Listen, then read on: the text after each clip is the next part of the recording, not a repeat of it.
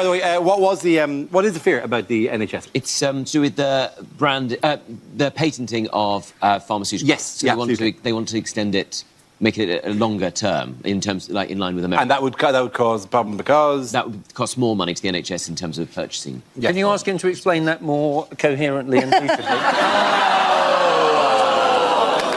No, I think he's done absolutely fine, Hugh. Oh, Thank you, Dara. Us baldies stick together, you see. Yeah. How do you think I got the job in The Apprentice? You're fired. Ironically, baldies can't stick together at all. Just slide right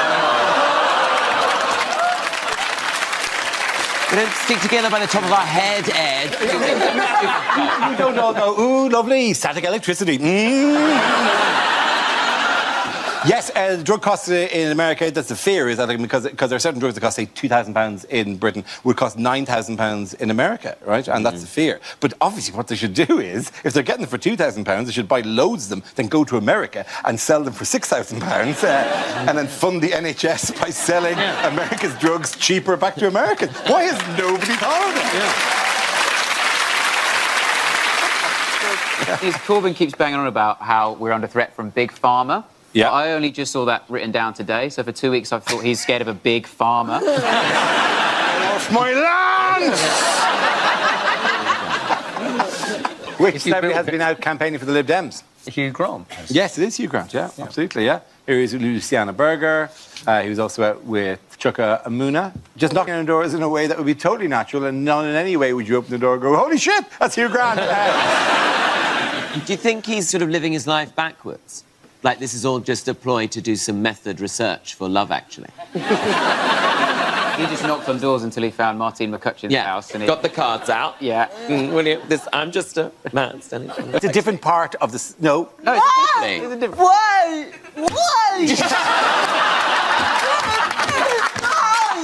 Tom, That's all right. you could not be more wrong. Absolute moron. Hugh Grant, Love Actually, knocked on doors for Martine McCutcheon. Yeah. But she didn't do paper one. Yeah. That was Keira Knightley. That weird Andrew Lincoln. pervert guy. Pervert guy? Yeah, Okay, no. Different Andrew. Okay.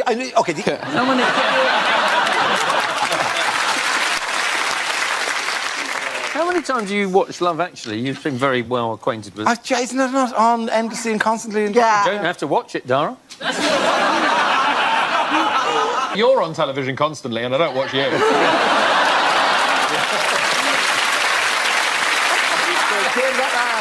Tom, Hugh and Rosie!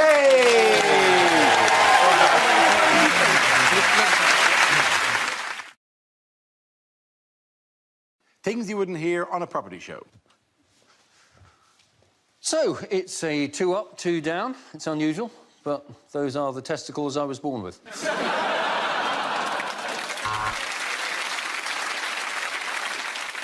Welcome to the show. We'll be looking at houses that have been designed by someone's nan. Yes, it's grand designs.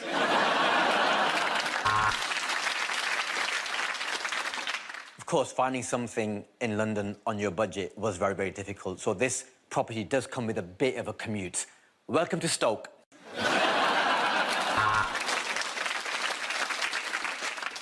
All property is theft. Good night.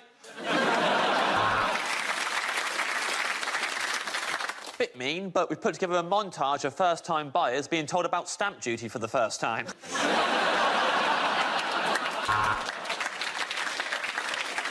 I begged Gary for an extension. He went and got a conservatory. I actually meant a penis enlargement.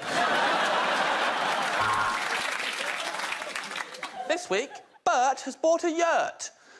And that sentence alone makes this the most fun show we've ever done. Hi, I'm Kirsty Allsop, and this week I'll be patronising more millennials. You can't have dreams and a second bedroom. Wake up.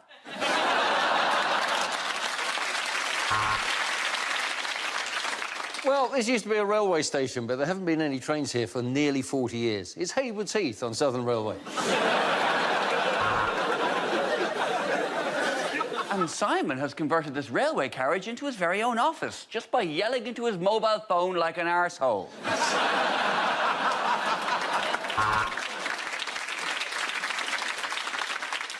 This house was built on an ancient burial ground, which is why the episode's been hosted by me, the ghost of a hunchback Victorian boy trying to explain fixed-rate mortgages.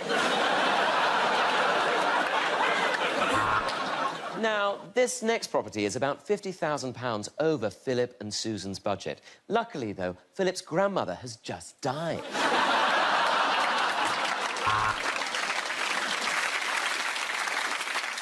Loads of notorious people live on these here branches. Piers Morgan, Katie Hopkins, Donald Trump. So, what? Escape to the country? No, this is escape to the...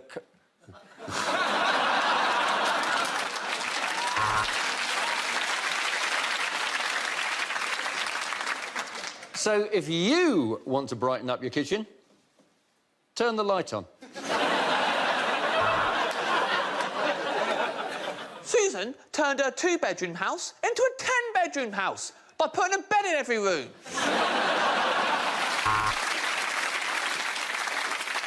I'm Danny Dyer. Welcome to Let's Do This Gaff Up.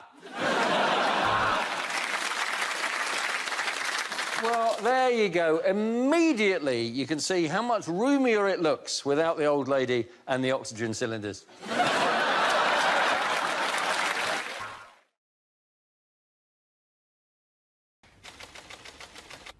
Subject is the West Country. Who? Russell. How can you not love the West Country? I've genuinely seen graffiti in Bristol during the last Tory campaign. Do you remember, are you thinking what we're thinking? Somebody had written underneath it, is it, do I like what's-its? It's phenomenal. Just wonderful, isn't it? I used to live there. I've moved away from Bristol because I was near a dogging site, which is just a bit odd, right? And, all right, I wasn't into it. I was just near a dogging site, right?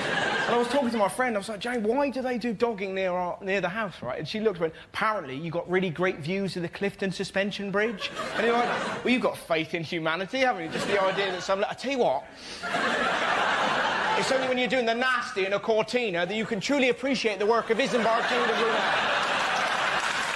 That, my friend, is craftsmanship. Shall we? Na-na-na-na-na-na-na-na. Wonderful. Thank you very much, Russell. OK, we're left with Michael and Andy. Let's spin the wheel again. The next subject is North-South Divide. There goes Michael. Right, yes. Now, I am from the south. Have you noticed? I have been north up the M1, and I don't know what happens to the word the. It seems to disappear at about junction 25 on the M1, and the word the just goes, that's it from me, I'm getting off. You go on ahead. Are you coming with? No, I'm not interested up there. And then you get there, and they don't have, they say, oh, fridge, oh, you're going up, what are you doing? My first experience of this was when I went to the cinema in Leeds. I saw The Lion, the Witch and the Wardrobe. I actually had more fun asking the woman what it is I'd booked to see than watching the entire movie itself. So what is it I'm seeing here today? Took one, took witch and took wardrobe. What's he talking about? Are you hearing this? Are you taking toothpaste? Yes, of course. I thought it might be a nice idea maybe to go to HMV and get a DVD of The Lion, the Witch and the Wardrobe, maybe The Good, the Bad and the Ugly, and perhaps an album by The, and just line them up on the counter. What is it I've decided to purchase here? Took one, took witch and took wardrobe. Took good, took bad, took ugly. And took. Thank you. Well done, Michael.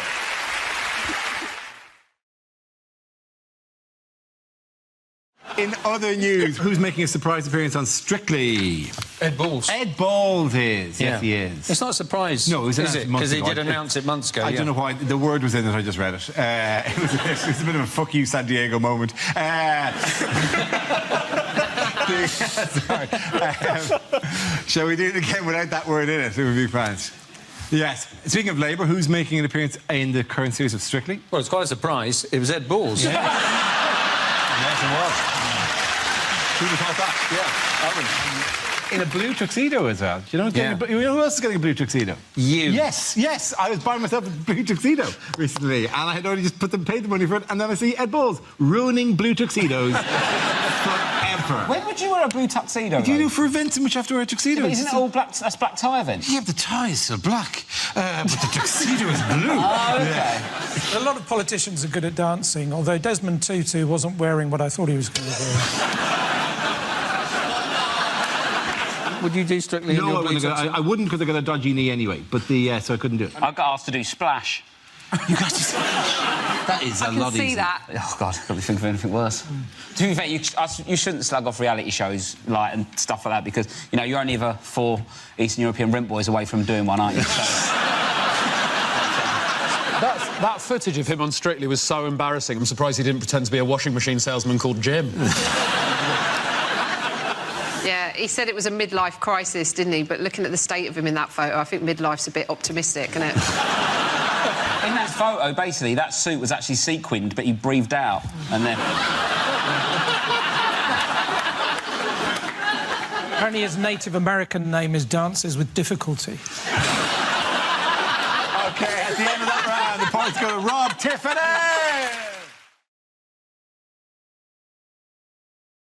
OK, here we go. The first subject is unlikely things to hear on breakfast TV. You're watching breakfast TV because the chemist won't have your Valium ready until mid-morning.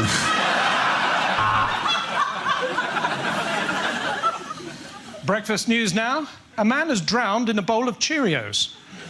Sadly and ironically, his family didn't get a chance to say goodbye.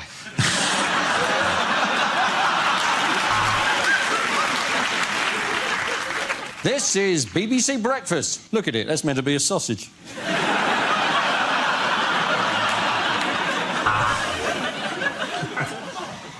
Now, if you didn't see earlier on, we had steps. And that's why we interviewed Stephen Hawking outside.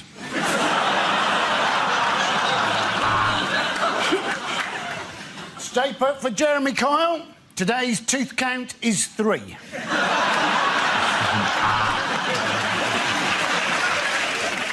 The world of show business has suffered another tragic loss. But don't worry, it's one of the ones you already thought was dead. A lot of people ask me how I stay awake at this time. Well, you know what they say, early to bed, crack cocaine in the morning. Today, we're looking at the world's biggest birthday... Oh, no, Eamon's in it.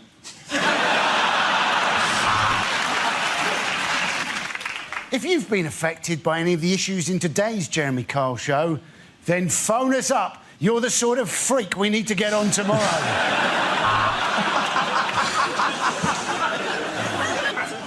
Later on, we'll be meeting a man who has to go through 50 steps before he can orgasm. All that to come.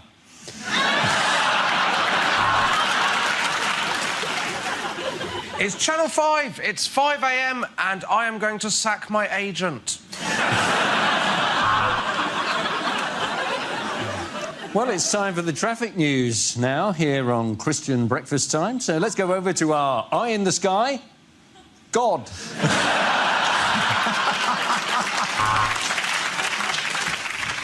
If you hear a knock at your door, you could be the winner of £20,000. 2 knocks and it's a police raid. Hide the guns. Now we're going over to the kitchen where Chef Tony will be cooking up an excuse for why he's been texting my wife. Next up on Channel 4 Breakfast, it's a brand new homegrown British sitcom. Only joking, it's Everyone Loves Fucking Rape. Well, let's take a look at the traffic. There it is. Brum, brum. Well, I'm looking forward to this one. In the studio, we've got the new Doctor Who. Accidentally killed someone.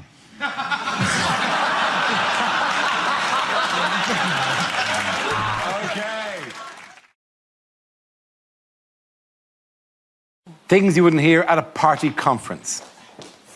Muscle Top!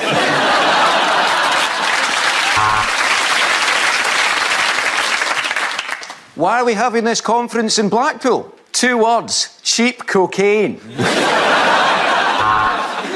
Jeremy Hunt is having a heart attack. Is there a doctor in the house? Why are you laughing?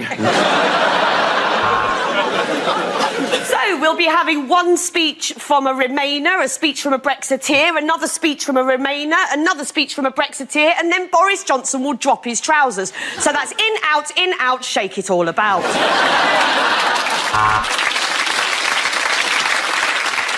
What this conference has taught me is this party needs more women, because the hotel bar last night was an absolute sausage fest. Welcome, delegates, to this year's Liberal Democrat Conference. Conference.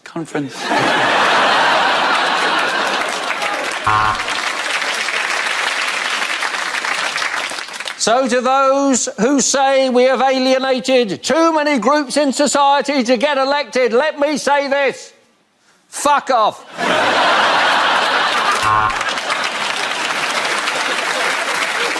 I know some of you have been challenging my leadership, and to you I say, bring it on, ya ball bags.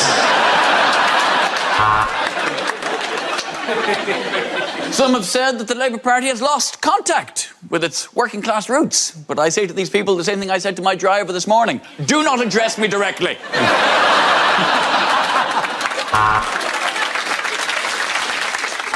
So, now we've sorted out Brexit.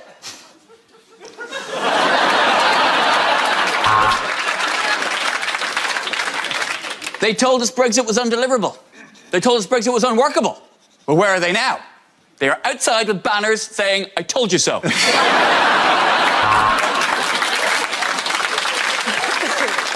Right, it's the Green Party conference, and now it's time to break for lunch. Who ordered the veal? I'm afraid Rhys Mogg can't be with us today. Someone hung garlic at the threshold and he can't pass through. So everything is still on the table. Why has no one cleared the table?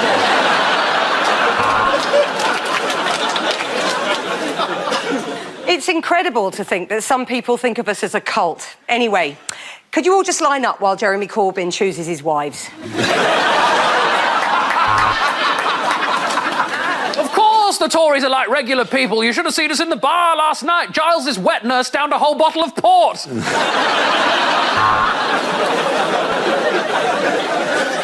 We have had soft Brexit. We have had hard Brexit, but now we have a more digestible alternative. Ready Brexit.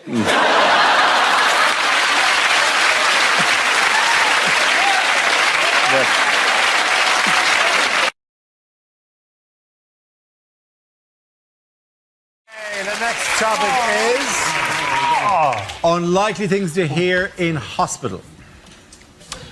I'm afraid we've lost him, but in my defence, Dr. Dre is just a stage name.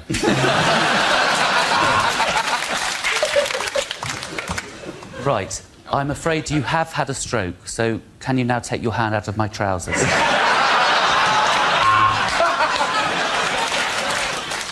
The good news is I can save your leg. The bad news is I can't save the rest of you.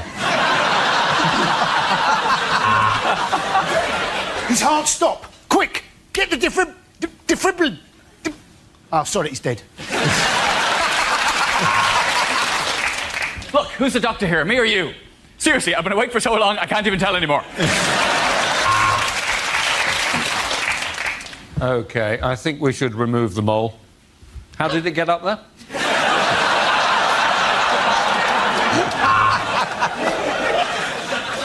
Welcome to Ashford Hospital. Why not join me in playing Pregnant or Fat?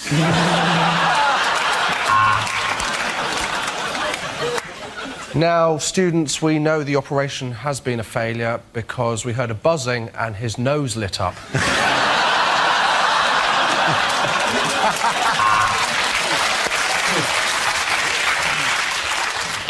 Welcome to the cardiology unit.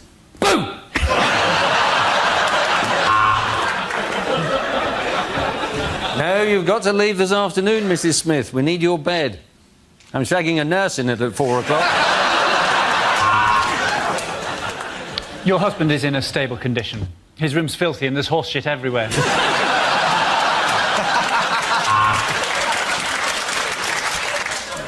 You could look at it that way, or you could think of it as gaining a hook.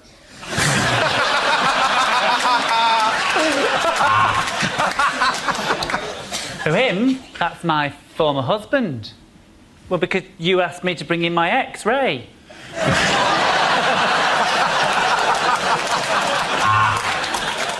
I'm afraid we're a bit short of time today. Do you mind if we pull the sheet over you now?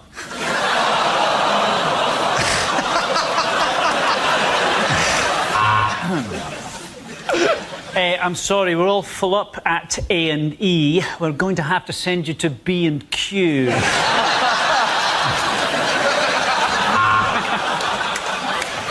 You'll just feel a small prick, and then I'll pull my trousers up and won't bother you again. Now, what seems to be the Fucking hell!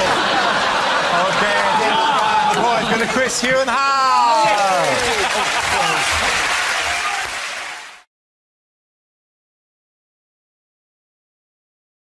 Now we play a round called Trump Around, Trump Around, Trump Up, and Get Down. This game involves John and James. If you could make your way to the performance area, please. This round is a stand-up challenge. I launch the wheel of news, and whoever chooses to stop, one of our performers must step forward and talk about that subject. OK, here we go. Let's spin the wheel. And the topic is home life. Who wants to come in that?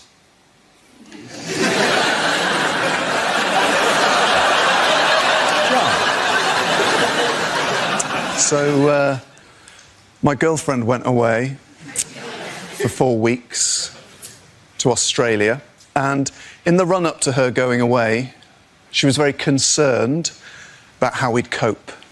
I sort of less worried about that. I'll be honest with you, what I was mainly thinking in the run-up to my girlfriend going to Australia for 4 weeks was... Ray! Lads! Down the pub! That's a pint glass, by the way. Turns out they've moved on. Their girlfriends aren't away. Their kids exist.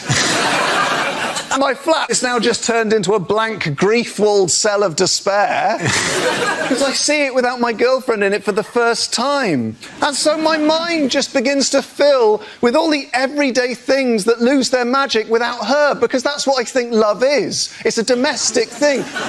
The other day, she was emptying the bin, and I knew it was going to split because she doesn't buy heavy-duty bin bags because she doesn't listen to me.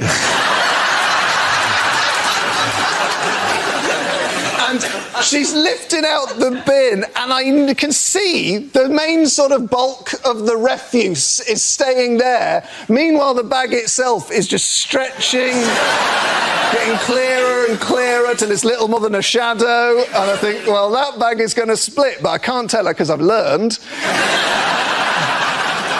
I hear this shrill cry. It's a sound that I've not heard my girlfriend make before, because I'm not much in the bedroom.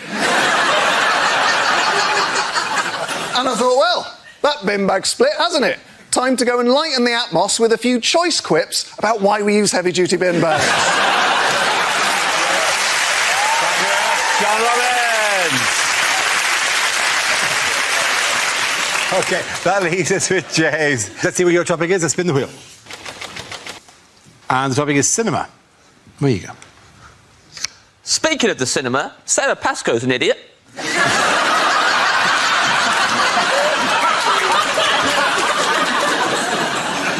Love going to the cinema. My favourite film I ever saw at the cinema was the Eddie Redmayne classic, The Theory of Everything. I loved it. It should have been called Look Who's Hawking. That's my only criticism. No, it was perfect. Worst part of going to the cinema is other people. Easily. Sitting there. King of the Jerks is behind me. This really angry man. Had a go at me at one point because I was snacking. Get over yourself, Grandad. I'll do what I like. In his defence, I was eating a big bag of fortune cookies. Cracking them open, reading them out loud. It was disruptive. It was disruptive. End of this film, Man behind me goes, ugh, that's 2 hours of my life I'm not getting back. I thought, oh, got some bad news for this guy.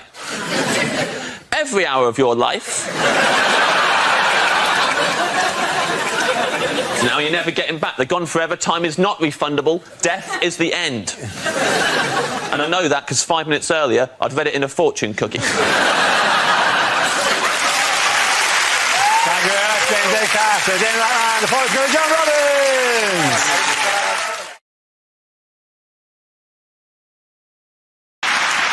Yes, and the question I was looking for is how long was Major Tim Peake on the International Space Station before he returned to Earth this week? Yes, there he's in a deck chair, not doing a tap. But the only reason he come back was because the Russian bloke on the space station stuck up behind him in it on the end of a bar stool. I watched the news report about it, but I'm hard of hearing, so I used the subtitles, and it genuinely said that he was up in space for 6 months without gravy, and it took me ages to realise they meant gravity. To be fair, he was without both, and I couldn't do it, you know. I mean, there's that anti-gravy machine they have. Simpson. So I just realised there's a fucking box under my... No wonder I've got no space. Look at this. What is it? Just found that. The old shark guy, it's a bit tight down here, isn't it? What artefacts have you discovered? I don't know. And I've dropped my drink. This is an absolute nightmare. I've done the carpet, I'm afraid. He set a lot of records while he was in space, didn't he, Tim Peake? He did. But it was kind of like, once he got into space, that was the hard part, and then just everything he did, he was the first person to do it in space. It was just like, he was the first person to get on the New Year's Honours list in space. He was the first one to do a marathon in space. It's just, once you get into space, that's you. It's like, if I got into space, I could set records for first man to clean his glasses on his underpants. In space, you know. He did run a marathon up there, didn't he? And I thought I'd run a marathon if I had an option to float bits of it. Just set the treadmill on really fast. I'll just hover above it. I haven't hit the wall yet. When's the wall coming? It's gotta be honest. This is so difficult. I've done 4 miles already. He did the marathon. He didn't do any football because they wouldn't have got past the coin toss.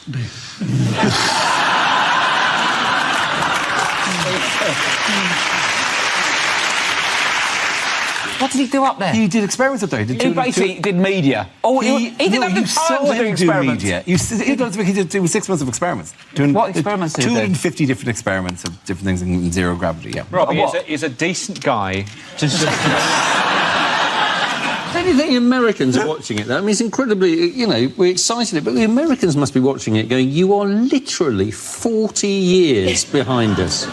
There were Americans as well, you know, on this. That's all the Americans are doing as well. Are you going to shut down every comical notion we bring to you now? Yes, but he was in space, so leave him alone. Respect the spaceman. I love science and everything's OK because it's science. I think said about astronauts. Just because he's gone up there and done experiments, I don't know exactly what they are, I've just been told. You think he's bluffing that? That actually... He's on a blank, mate.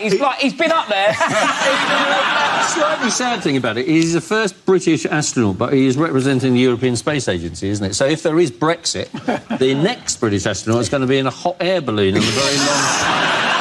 I think he deserves all the honours he's getting, because it is a dangerous mission to get that much closer to the sun when you're that ginger.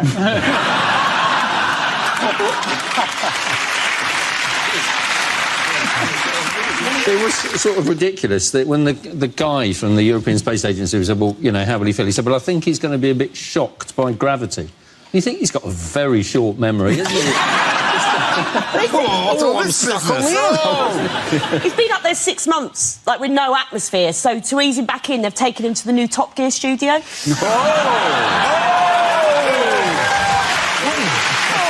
that, Chris Evans.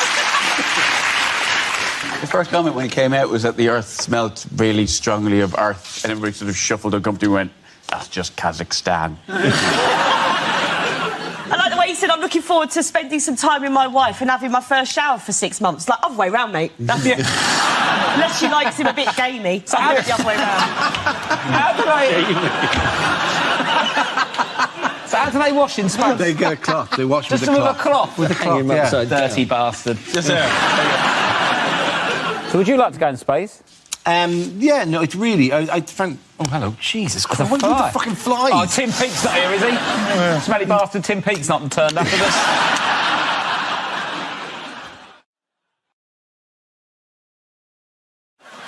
He also said, didn't he, that in this interview that he'd lost a lot of weight over the last year. He lost all that weight doing the 5-2 diet, which is where you eat for 5 days and then you starve yourself for 2 days. And he liked it so much, he put loads of families on it.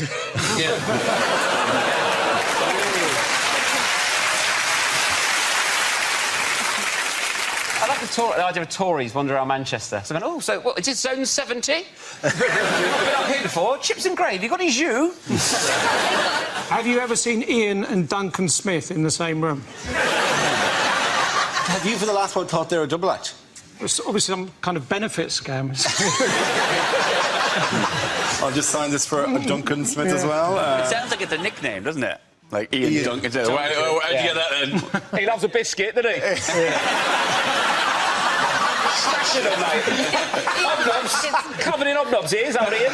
It sounds like Ian Duncan used to work as a plasterer or something. Oh, he used to walk in down the sides. Oh, Duncan Smith. That's what he called Ian.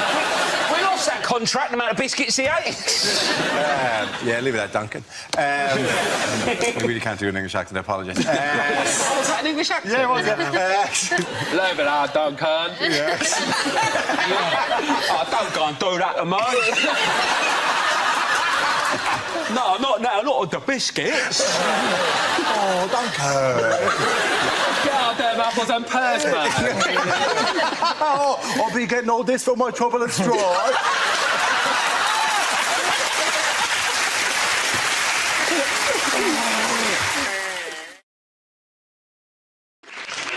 Well, that really was a spectacular day of weightlifting, but before we go, we've got time to just look over some of the most spectacular anal prolapses we've seen today. Is it a brutal moment of self-realisation? Is this the exact moment when he suddenly thinks, am I a dick?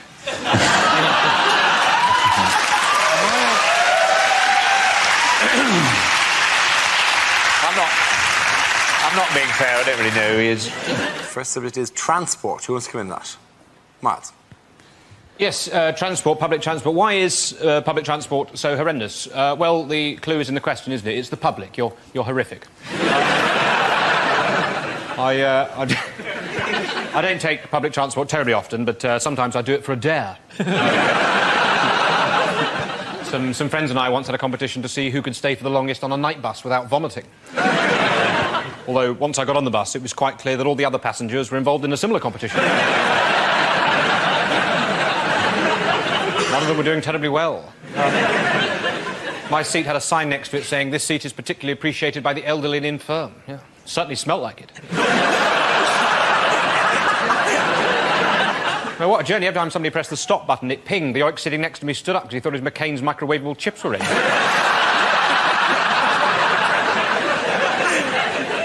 Brutal. Anyway, while I've been speaking, I imagine a lot of the ladies in here have been looking at me. Possibly, you're thinking, is he or isn't he? Well, I've got to be honest with you, ladies. I am looking for a cleaner.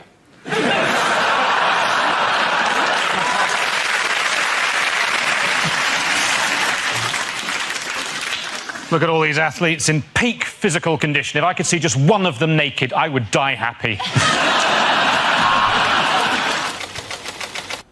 The subject is clubbing. Who wants to talk about that? Maya. Yeah, well, I'm sure you can all tell I'm a bit of a clubber. Nothing I like more than getting down to the local hotspot and shaking the old batty and ting, a bit of shawaddy-waddy. Don't mind if I do. No, I have tried night clubbing. It's not really my thing. I'm a bit too delicate, my system. I was in a nightclub recently. A fellow young raver danced up and shouted, "I'm loving it, loving it, loving it!" I replied, "I'm finding it all a bit noisy, finding it all a bit noisy, finding it all a bit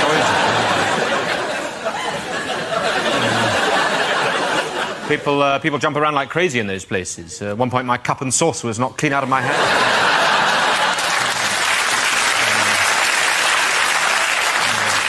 It's tricky. I mean, I've tried the dancing. That's not my thing either. I don't care if I haven't got sexy Latin rhythms. I've got a Latin A-level. Much more transferable in the job market. Comes from the On the dance floor recently, a lot of my fellow young ravers were blowing whistles, so I joined in and gave a bloody good pop on my bugle. Unfortunately, that meant half the Bosworth Hunt came charging in across the dance. Hounds mistook 3 of the ginger students for foxes, and there was a hell of a mess. Thank you very much, Master. And the subject is health. Who wants to come in on that? Miles. OK, well, health. I have recent experience of the medical profession. My wife and I, we have a little baby, and we had a home birth. If you mention the idea even of a home birth to people of an older generation, they're always instantly terrified, but that's just a generational thing, like racism and not indicating on roundabouts. They don't realise there's another way forward. But I myself, I have to say, quite nervy about the idea. On the one hand, I thought, is our sitting room really the safest place for us to have a newborn child, right? On the other hand, I did think it would be an excellent opportunity for us to get some new carpets. Perhaps take advantage of our extremely comprehensive home and contents policy.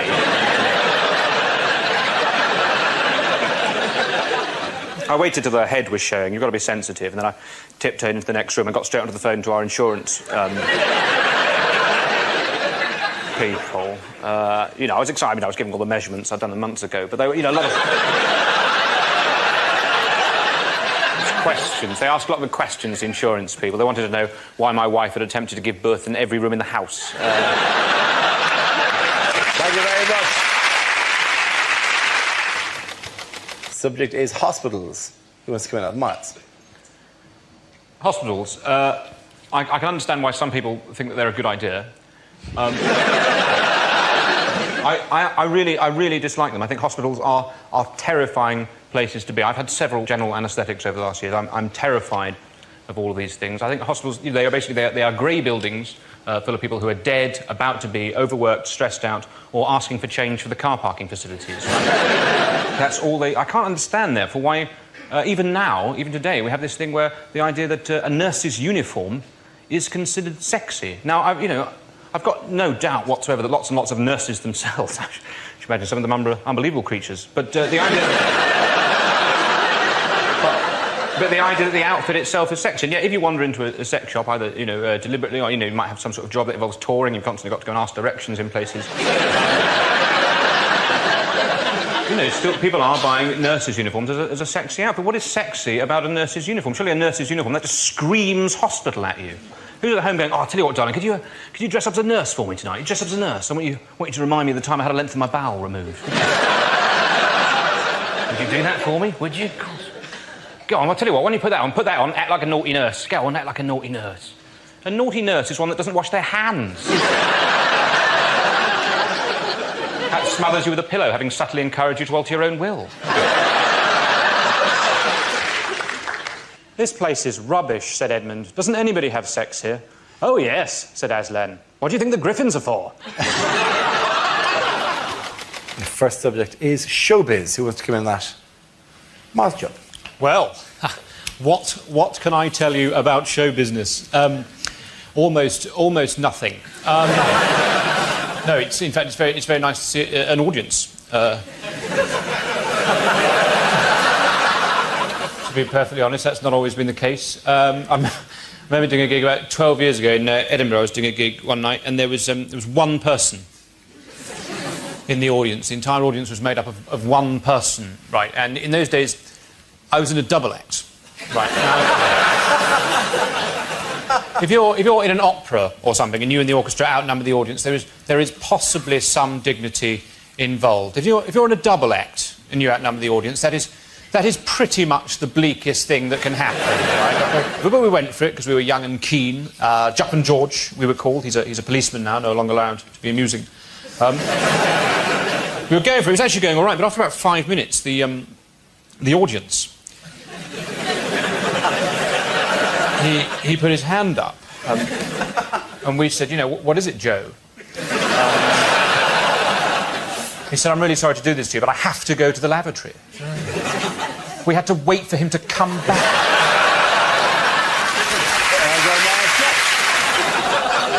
And the sumo wrestler grunts as his opponent enters the ring. Pretty sure that move's illegal. Is it pick an arbitrary length of time?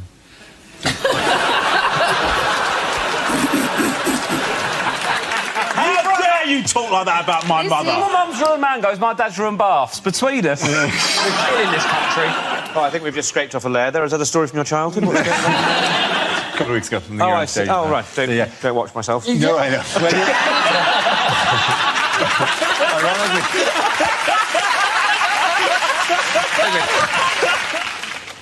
The first subject is travel. Miles. Well, I'll tell you what's wrong with trains. It's the quiet coach, OK? Quiet, that is an adjective. It doesn't go far enough. Quiet is an adjective. It should be called the silent coach, shouldn't it? The silent coach. No one would have any trouble understanding that. It's the silent coach, right? You can't talk on it, you can't use your laptop, children can't travel on it, you can't eat crisps, and crucially, they, the train people, they wouldn't be allowed to make announcements. Because the sort of people that have the mentality to travel on the quiet coach, which is the correct mentality, are the sort of people who check where the train is going before they bloody get on it.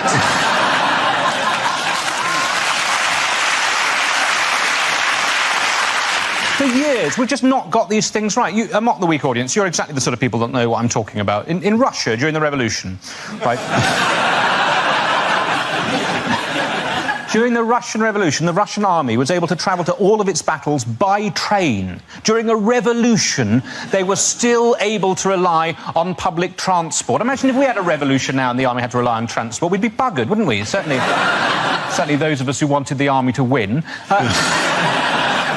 Absolute nightmare, wouldn't it? Marston Moor 2016 kicked off, the British Army turning up 7 hours late to every single conflict. Oh, sorry, there were leaves on the line at Stevenage. There was a passenger action at Crewe. We were going to be joined by the SAS, but they've been stuck on a rail replacement bus service in Horrible. Thank you very much, Miles. What might we be sending out via smartphones next year? Oh, this is a good one. This is smells. You can sell smells over your iPhone. Yes. It's brilliant, isn't it? If you fart in a meeting, just blame your phone. Somebody sent me a farticon. I'll just turn that off, You're going to say it's going to be great when Obama finally picks up the phone and goes, Dave, I can smell pasta, you in Trago Mills? We don't need it, do we? It's this constant thing of, making things that nobody is being on the phone to someone and go, do you know what would make this so much easier to understand what you're on about? If I could smell you. There is a good use for it. For instance, if you're seriously into collecting your cheeses, you don't actually keep them in your own house. You keep them at someone who owns a cheesery, and you say, you ring up and you say, how's my camembert doing? And he goes, well, I can let you know. And he goes and he records it and he texts you, where, you think, well, that needs another 10 years, that sort of thing. Do you genuinely phone up? Do you genuinely check on your cheese? No, mate, I'm improvising. I don't know how the other half live.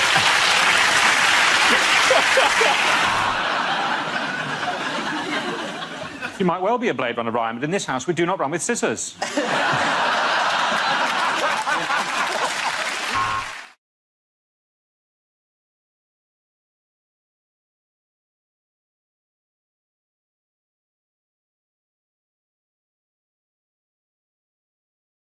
Unlikely things to hear on a property programme. Next, Cash in the Attic. Tennis player Pat Cash has a nervous breakdown and decides to haunt his estranged family. Today, we help Al McGrahy swap his one-bedroom cell for a Libyan place in the sun.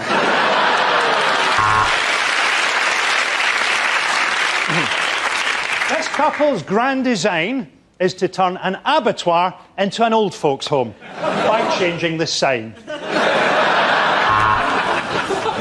I'm Sarah Beanie and I'm not pregnant. You can't decide between the two properties? Well, you're an MP. Why don't you claim for them both?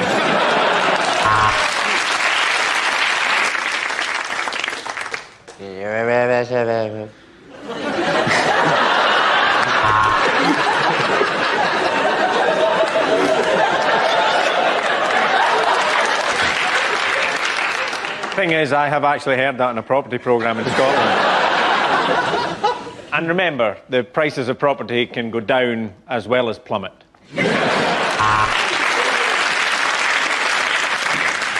You know, I said those ghastly beams, what on earth are they for? It turns out they were for holding your house up.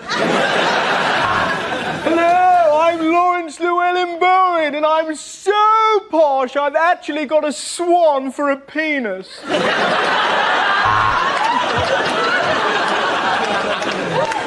Michael has always wanted to live in the country, and now he does. His business has collapsed, and he's living in a caravan in a field in Herefordshire.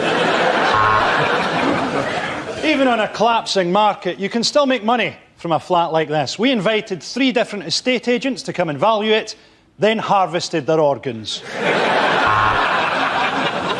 Welcome to this episode of Holmes Under the Hammer, where we attack Eamon Holmes with a hammer.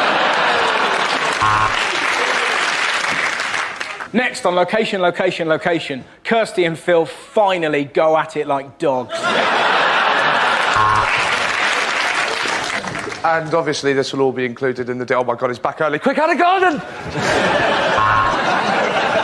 Well, we've visited 5 properties so far, but they've all had alarms, so no joy there.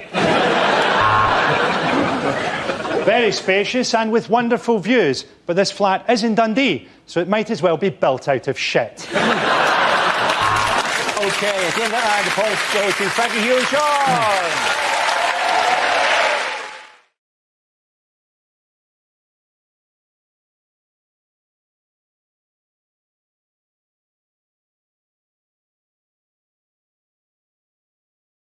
Do you know what I did like about the whole thing, though? What did you like about the whole Some of thing? the entertainment that they had. What did they have as entertainment? One of the things they were entertained by, Prince Charles's official harp player. Huh? That's badass. Because you think about it, like I'm not a big royalist, but when you got somebody like Obama rolling into town, there's not many other world leaders can sort of outdo him, you know. You've got to go royal on his ass, you know. This guy. Nobody else has got Air Force One or Marine One or anything like that, but you can still go, have you got your own official harpist? That's pretty sweet. Can you have your own dream sequences? Oh. But he's the Prince of Wales. Why doesn't he just have whale music? Surely that's more his thing. Is he not that kind of Wales? No, he's not the Prince of all Wales. It's not like Beastmaster. I call forth the whales. Do you know what? With them and my official harvest. But even I don't believe I have misunderstood that for 40 years. Even this photo, I like to think he's just said, what, Congress won't let you have your own harpist? Baby, play him something. We had a harp in our house. Only the Prince of Wales could afford. We had a harp in our house. How Irish are you? I'm unbelievably Irish. I am the most Irish person of all. Come dance with me in Ireland. We had a harp in the house, yeah. With the poor children of your town allowed to come and play the harp? No, they didn't have their own. They would dance as I played. They would dance as I played.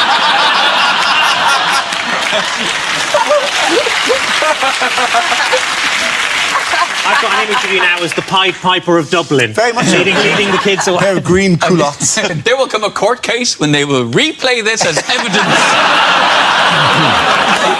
Yes. I come from a very different world. Did he have anything? Did he have clothes that you could put on when you were playing the harp? No, I played it naked. You straddle it. You straddle the harp naked, a leg on either side, right? But you hold your genitals close into the round bit so they're not there. And then if you're drunk, you just bang it with your lad. Bing, bing, bong. Bing, bing, bong. I challenge you all. None of you who can play the harp with your penis like I can. None of you. Is there a man here who can play the harp with his penis? Did you just call it your lad? Your lad. That's what you call it. No, it's not. It is. We're in harp playing country. That's what you call it, right? I wonder Obama was looking surprised. Aggressively sexually. Come on. What of it? What of it? Playing a harp. So you're playing a harp with an organ. You know what? Honestly, psychologically, this is doing me the world of good, because my dad was a bishop, so I used to spend quite a lot of my childhood dressing up as a bishop, and I thought I was weird. Have you still got a harp? I don't have a harp. There was a harp in the house when I grew up, and it's still there. But yeah. So now you have to go into, like, music shops to do it and stuff. I might buy it. I might buy it. Someday. Sir, walking in and playing Stairway to Heaven with your lad. Sir, could you please at least wear a condom? Other people have been trying that hard. You don't want to get harpies. Yeah. The neat end of that. Well, that's the NATO summit coverage.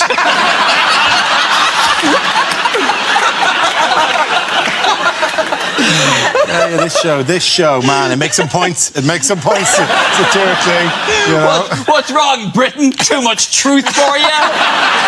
Yeah, wake up, sheeple. Lifting the wool from your eyes.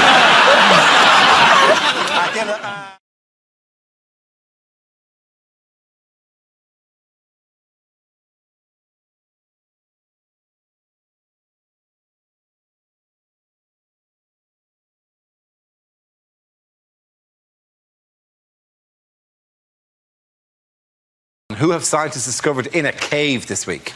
I'm so excited about this story, but I can't pronounce the name, and I'm worried about... I know they're not here to get offended. They're not. The Homo naledi, or naladi. Nadali. Homo nadali, yeah. Nadali. Excuse me, Homo naledi. Just think of... No, can we just save that moment where he corrected your pronunciation by getting the word completely wrong? Yes. Can we all just enjoy that for a second? It's impossible to say it. I was probably without doing the milady. Give it its full name. It's Homo naledi no cry. The reason I love this story is so they found a few bodies from 100 years apart in a cave. This guy, this is That's here. Homo naledi. The find was announced last Thursday by the South African University of the Witwatersrand, National Geographic and the UK science journal eLife. That is a spooky cover of the National Geographic, yes. Yeah, they have your hooded eyes there. But the thing is, this is all... I would find it very hard to believe if the production staff of the show had not done a photograph of that and made it look like you. I would like to think that.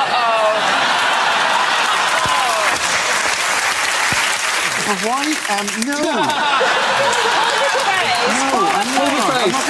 I am not doing the face. Well, listen, I'll tell you Hold one the thing. face. I am not getting on that megabus. Now that, I think, is a thing. I think we know where this is going now, don't we? Yeah, there we go. Wow. You look the happiest out of all three.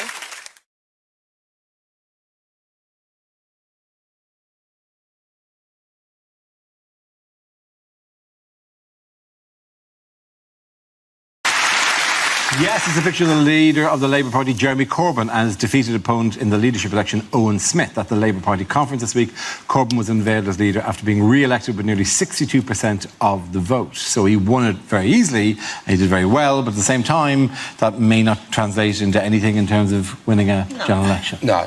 I mean, it's not going to translate into having a cabinet either, is it? A shadow cabinet. He's going to have to do a shadow cabinet like, you know, Macaulay Culkin in Home Alone with the shadows.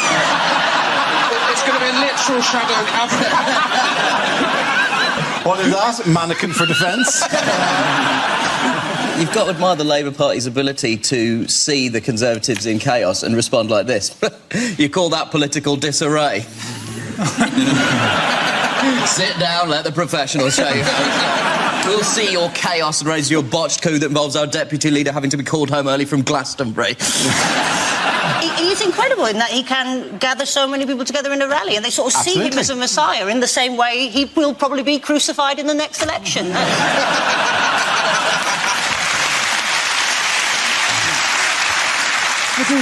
some statistics like that the largest political party in Europe or something at the moment, the largest amount of members. I mean, he rode in on a huge wave of success. It should translate across, and yet, and nobody's any attack on him. It feels like winning the technical challenge in Bake Off, you know, where you make some. Stop angling for the job. Just saying. Can I interject here? Has anybody on this stage won the technical challenge in Bake Off? Yes. Yes. What did you have to make? Lemon meringue pie, bitches! Okay, right. Two things. Firstly, you were doing great on I won the technical challenge on Bake Off until you said the words a lemon meringue pie.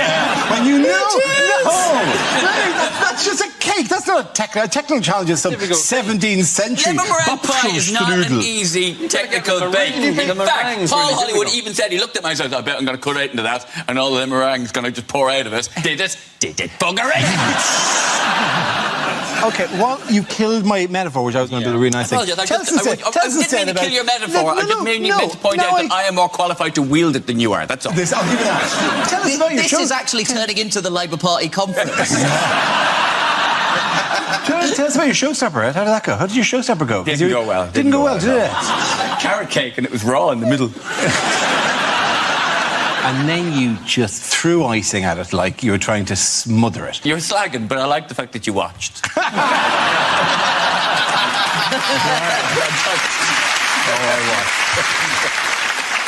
What did Corbyn say about the MPs who would Well, he said he'd wipe the slate clean, probably with their own faces, but he will have them back. There'll be no hard feelings. He said most will not get deselected, which is not the most reassuring way of putting that. It's like if a doctor says, we can save most of you, the still end of this hasn't gone well somehow, and I'm down a limb or two at the end of this particular interaction. You can't trust the Labour Party anyway. At the beginning of conference, they always sing the song, we'll keep the red flag flying. But if they get into power, that means no one can go swimming.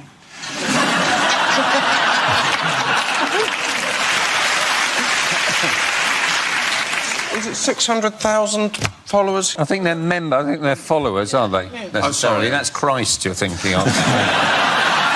Also, I think he's got 12. Did you see the book of poetry? Yes. Oh, yeah. Oh, it's lovely. It's very, very lovely. Yes. Labour supporters released a book of poems for Jeremy Corbyn that Michael Deacon from The Telegraph tweeted about. Corbyn's not even a good word to rhyme with, unless most of the poems about Dorbin. Or get J Class do some absorbing. They're your two options, really. If it was Jeremy Hunt, we'd all have a big laugh and it'd be fun. Let's deal with that now and move on. The Corbyn sounds a bit... So you've got the green bin for glass, haven't you? You've got the black bin for plastic. You've got the Corbyn for recycled old ideas from the 1970s.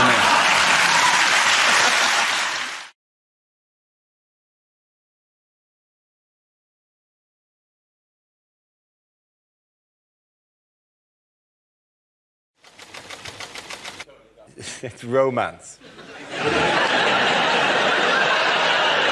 Ladies, in bed, I like to spoon.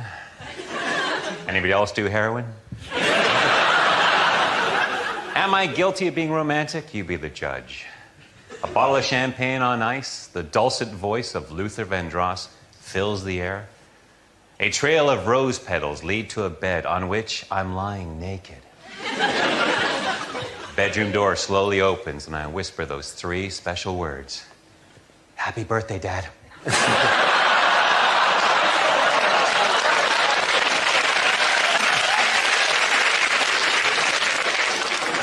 When women see me naked, they say I look like a Greek god. Hermaphrodite? What's he, What's he do?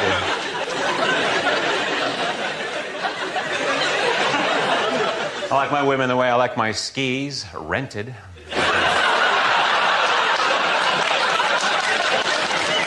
With a little wax on their bottom. I'm a very lucky man. I have an amazing wife who has given me 3 incredible blowjobs. Romance. Thank you very much. And the topic is family. Stuart. Before I rock the microphone, I want to I want to dedicate my performance to my father, who was a roofer. So, Dad, if you're up there.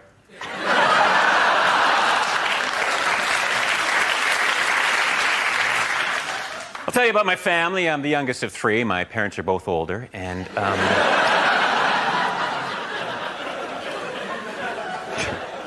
I have mixed-race parents. My father prefers the 100 meters, and my mother's Pakistani.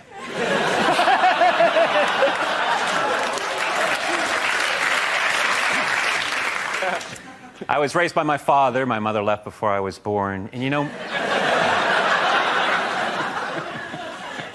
I like being raised by my father. He's schizophrenic, but he's good people.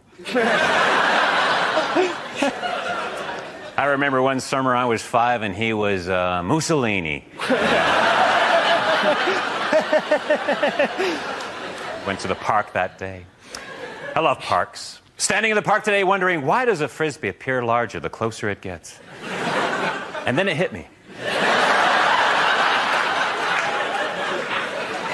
My uncle's a hypnotist who has never inappropriately touched me.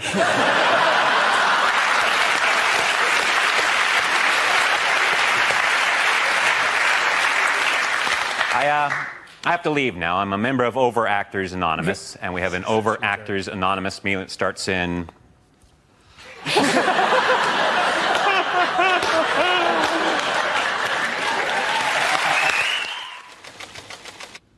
The topic is school. You are looking at a very proud Canadian who's very proud of the education system in Canada. No, I was horrible in school. I failed math so many times I can't even count.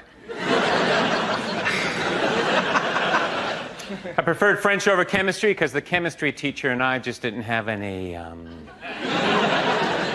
rapport. One teacher said I'd be a better student if I spent less time flirting. I immediately jumped off his lap. One teacher used to always say I wasn't very observant, but you know what? That was his or her opinion.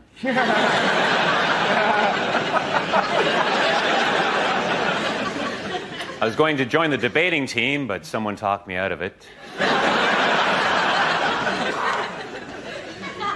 In high school, I was voted most likely to reminisce.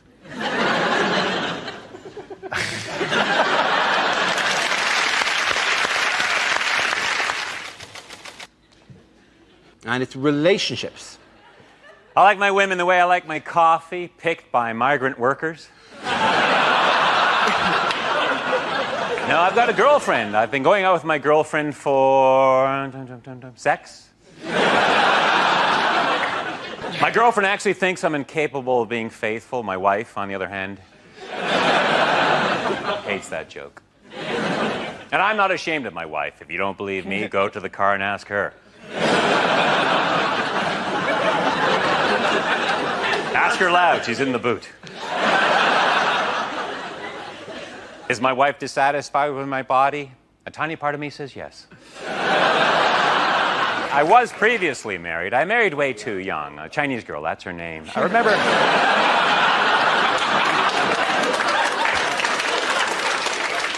Way too young was so beautiful. Fab Cook, too. That was her cousin. She was hot, too. It was a good-looking family. It's thought that most men's sexual fantasy is to be involved in a threesome. And I thought it was mine until recently. I was involved in a threesome. And I'll be honest with you, my friends, I didn't like it. Halfway through, I stopped and said, listen, Rick, Jim.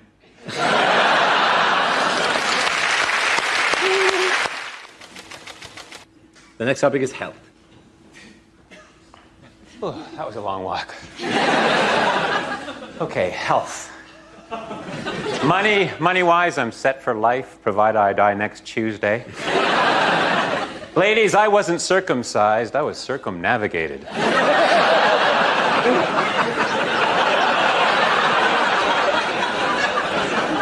Just because I have arthritis doesn't mean I can't live a normal whole.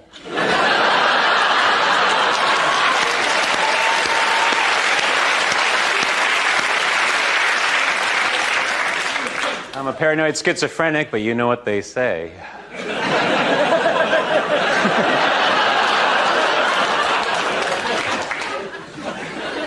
Unfortunately for agoraphobics, the cure is just around the corner. My manic depressive buddy was attacked by a bipolar bear. My therapist says I have a preoccupation with vengeance. We'll see about that. My neighbor's in the Guinness Book of Records. He's had 43 concussions. He lives very close. In fact, just a stone's throw away, but the point. To your health, my friends. The subject is marriage. Who wants to come in on that? Stuart. I'm not married. If I was married, would I be able to do this?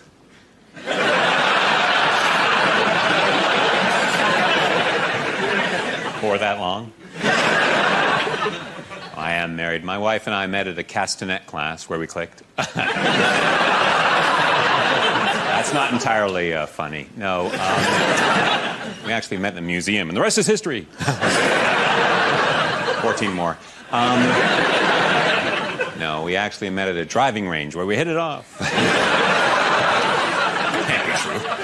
No, we actually met in a library. That's novel. No, actually, Wayne Rooney introduced us. It was a no-brainer. I'm only kidding. I'm not married. I am married. That's why I'm wearing the ring. Oh, no. It must have fallen off in that hooker.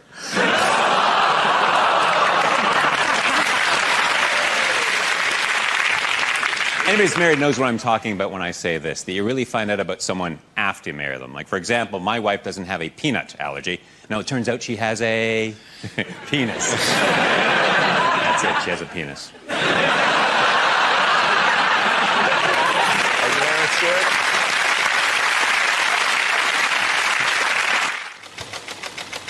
Topic is jobs.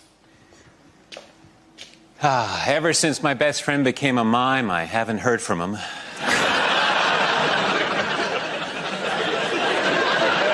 Still has my leotard. At first, I didn't believe my father stole from his job as a lollipop man, but all the signs were there.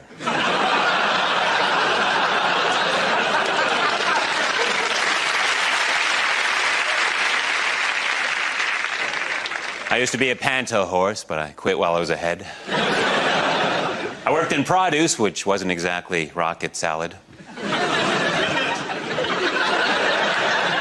I used to sell dining room chairs under the table.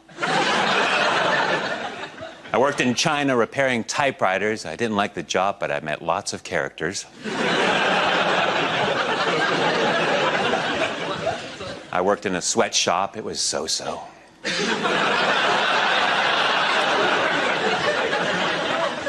I started a VD clinic from scratch.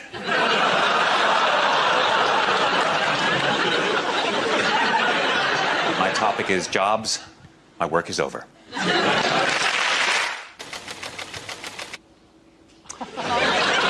the topic is family. I'm homesick.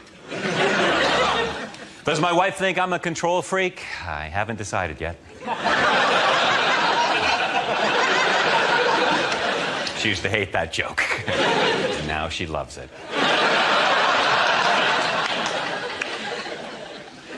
The other night there at a party, my wife got drunk and told everyone she invented the echo. I said, listen to yourself.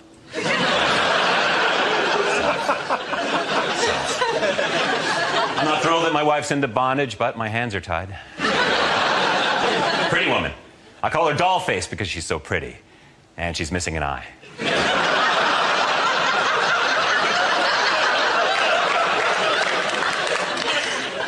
I think we were both on bumper cars when I first caught my wife's eye.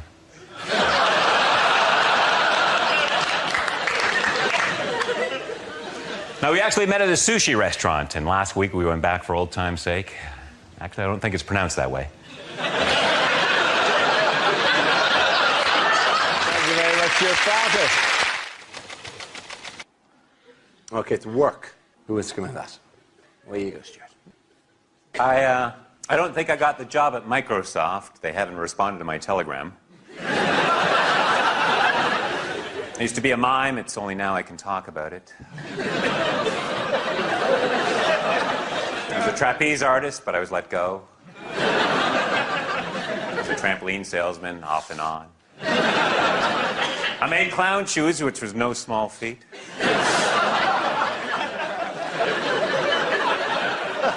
I quit my job as a taxidermist for doing a half-assed job.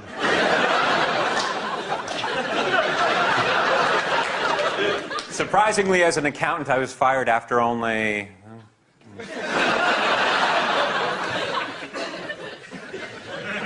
half an hour.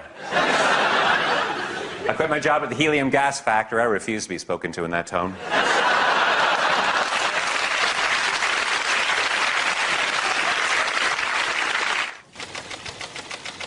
Okay, the topic is leisure.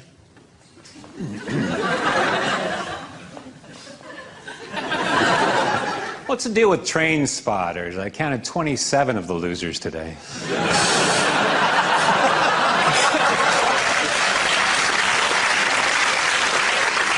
My record's 41. My dad has a weird hobby. He collects empty bottles, which sounds so much better than alcoholic.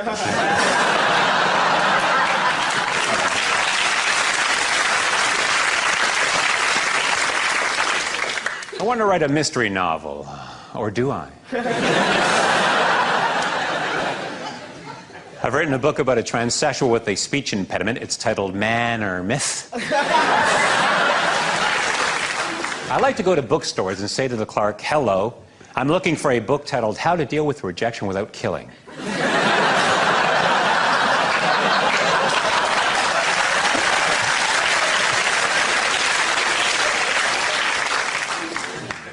In my spare time, I like to fart on crowded lifts, which is wrong on so many levels. And the topic is jobs. Where you go? Was my French teacher into golden showers? Oui.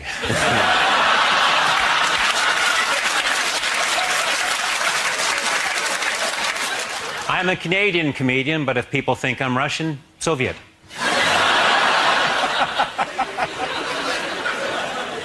As a gynecologist, I was terrified of vaginas.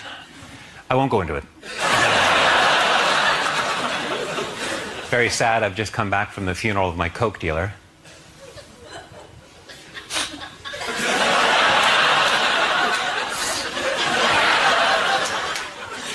I was fired as a Boy Scout leader. I wasn't prepared for that.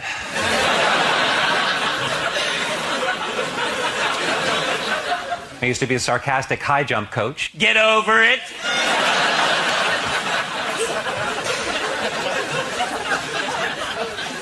I used to be a professional table tennis player in Southeast Asia, and recently I went back for a big party. Oh, it was a real Hong Kong ping-pong ding-dong.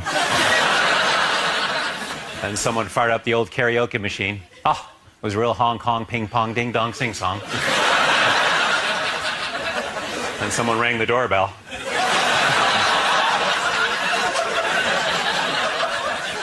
Cops. It was the cops. I used to be a cop. One night a guy asked me if he could urinate on my wrist. I said, not on my watch. Thank you very much. Good night!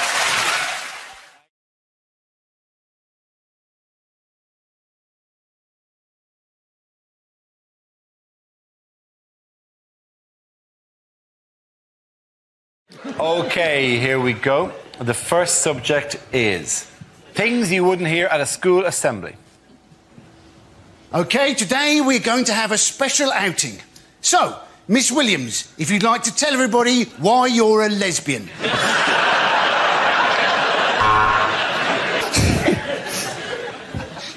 We welcome a new member of staff today. He has no arms and no legs and no body, and we will call him the Head.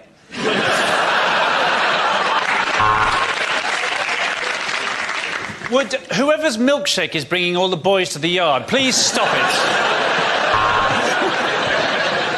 I'm sorry to keep you waiting, boys and girls. I've just had a shit the size of a baby seal. If you are found in possession of cocaine, you will be given 100 lines. No, wait.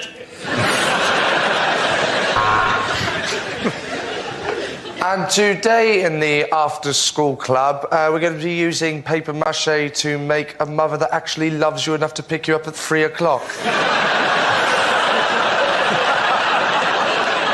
I'm delighted to say that during the summer holidays, Mr. Wang married Miss Kerr.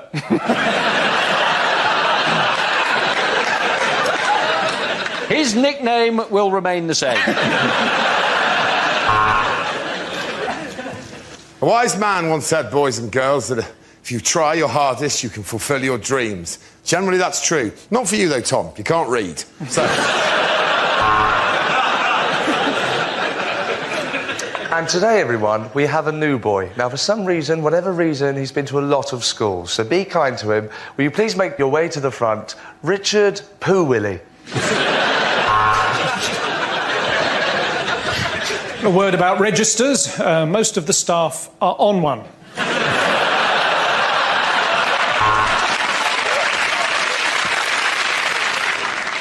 So that is how you put on a condom. But, sir, shouldn't you have used a cucumber? Not with that E. coli kicking around. Sorry I'm late. I just had a bit of a run-in with an interactive whiteboard. It told me to fuck off. I've had all your mums.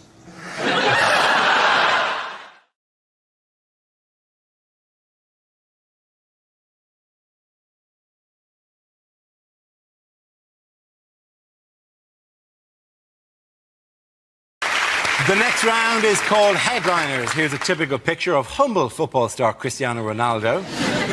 But what does RISC stand for? Is it really? I signed contract. Is it referees immediately sense cheating? Is it risky investment, Spanish club? Is it Ronaldo's irremovable shoe conundrum? Rich, ignorant, spoilt crybaby. Is it Ronaldo? Is it Ronaldo is secret creationist? He doesn't believe in evolution after playing with Wayne Rooney for 2 years. Is it Ronaldo invites sex crime? It's a new show by the makers of Wife Swap. Every week, Ronaldo invites a sex crime. This week. Hola. Bienvenidos a Sex Crime. Can we possibly veer towards... The S is for slavery, isn't it? The S is for slavery, yes. Ronaldo in slavery... conundrum. Contract. Controversy! Controversy!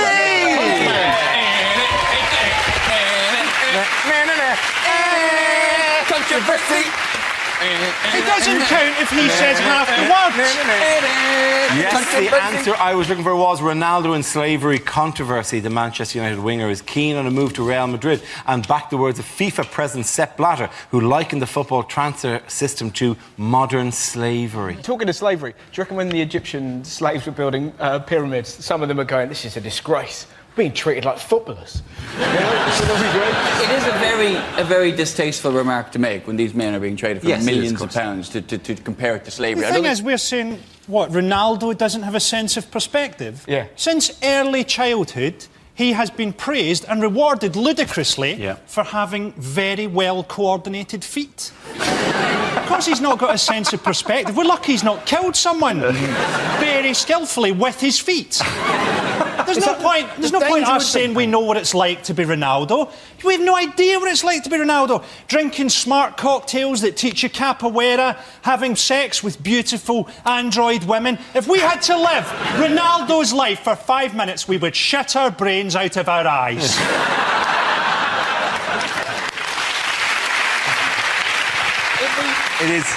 It's a very moving cry for understanding for Ronaldo. If footballers can be treated as slaves, Max Mosley must be thinking, I got the wrong sport. Don't you think? Football's just distraction. Distract you from the real world, distract you from the war. Instead, they should replace football with just a guy bringing out a big bunch of keys and going, look at the shiny, shiny. No. We've cancelled the football season. Look at the shiny, shiny. It would particularly work if you brought out Jangle the Keys and then there were loads of internet sites about, I wonder what keys they'll have next year.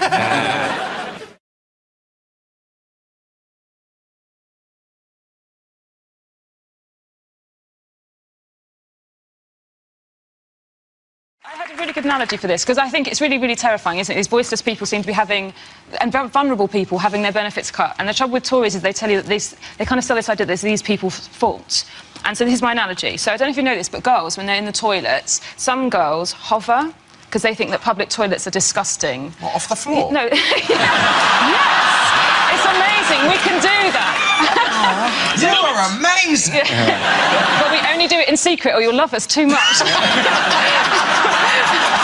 So the girls hover above the toilet seats and then they wee, and then that means that what they do is they kind of spray a fine mist all over the toilet seat, which means that if you're a trusting person who doesn't think that toilets are disgusting, you just sit down and then you're covered with somebody else's urine and you have to take it off. And actually the point is, if no one ever hovered, everyone could sit on toilets. It would be fine for everyone. It's just like the Tories. You see? It's a hell of an analogy. That is... I think we can all get behind that as a political slogan if nobody ever hovered. I don't know whether I like girls more or less after that. I'm just glad that I'm not the only one who hovers.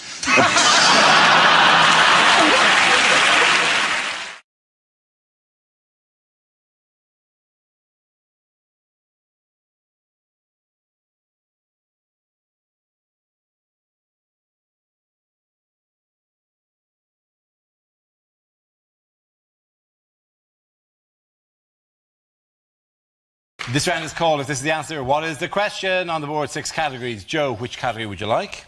Sport. Your category is sport. The answer is 250,000. Is that the amount of Iceland dinners the robbers took from Kerry Katona's house? I think there's a point where they came in. Do you have anything other than drumsticks? Is there anything that isn't breaded? Is it what world ranking is the British tennis number 5? Is it how many calories in a Scottish salad? Is it, what position did I finish in the 1987 Henley School Sports Day obstacle race because I got stuck in the sack, but it didn't traumatise me at all. I don't even care now.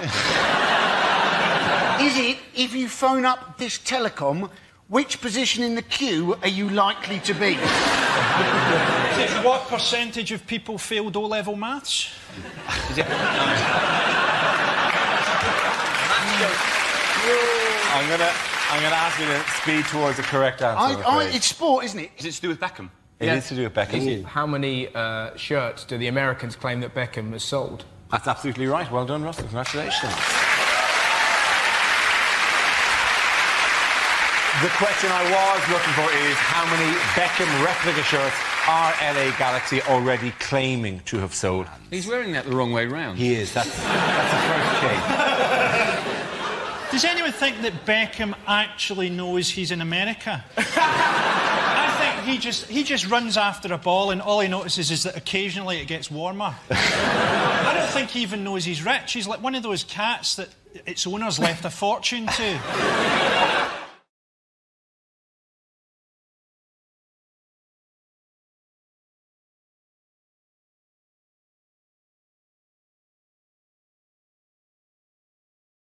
Things you never hear at Christmas. Yeah, I'll be chauffeuring Eamon all through December. That's right, I'm driving homes for Christmas. Yes, that's right. He's plum pudding. And from my voice, you can probably work out whose plums he used.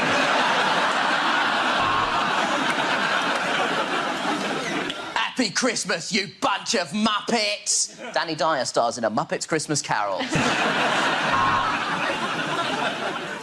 My goodness, that's an enormous pile under the tree. When did you have it removed, Grandad?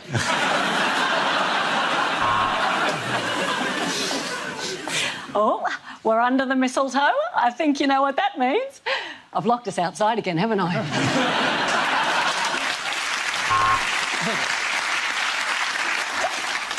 No, I love it when your parents come for Christmas. I just wish we couldn't hear them through the ceiling.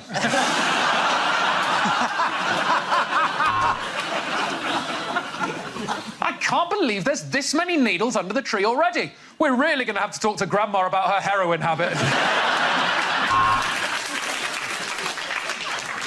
Wow, ABBA's greatest hits. Oh, no. It's a video of assassinations by PLO leader Mahmoud Abbas.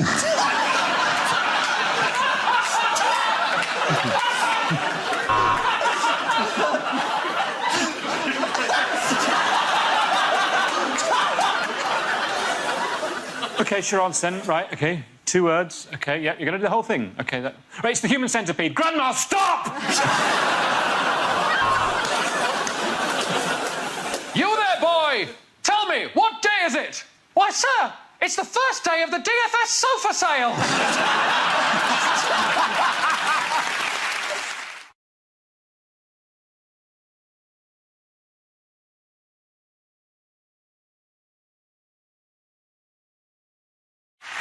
We start with a round call. If this is the answer, what is the question? On the board of 6 categories.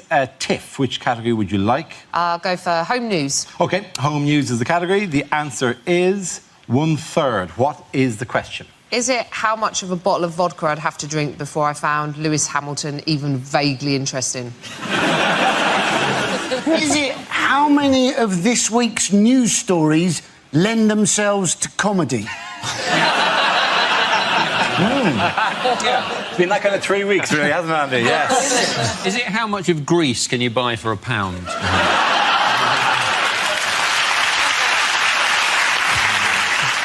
Is it how much of Kim Kardashian is made up of arse?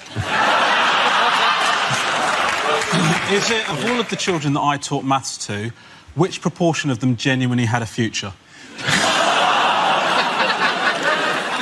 Is it what emoticon would I use to tell someone that I've wrapped a rubber band around my scrotum?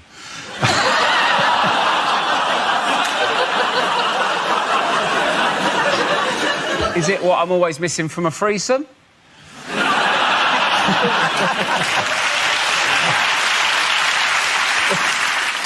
Is it FIFA's target survival rate for stadium workers at the World Cup?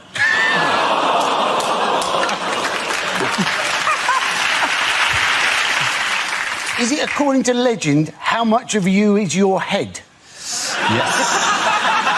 It should be noted. I'll tell you what it could be, Ansu. What proportion of that team have I seen completely butt naked?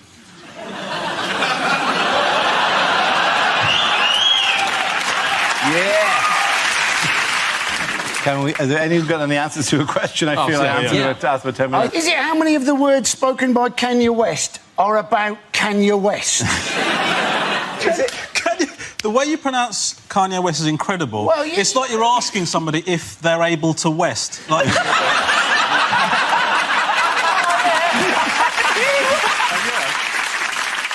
Is it think of a fraction that rhymes with the word bird? Think of a fraction that rhymes with the word herd? No. Is it think of a fraction that rhymes with the word interred? No. Is it think of a fraction that sounds funny if you say it with an Irish accent? Yeah, that's exactly what I was waiting for you to do.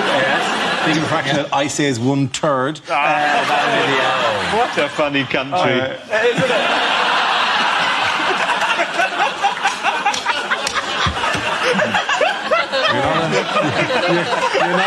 You're not on Radio 4 yet. I do. This is genuinely the correct answer. Yes. Is it? Yes. What proportion of the works planned by Network Rail have already gone wrong or over budget? There absolutely is the question I was looking for. You did. I wouldn't have got that, mate. I wouldn't have got that.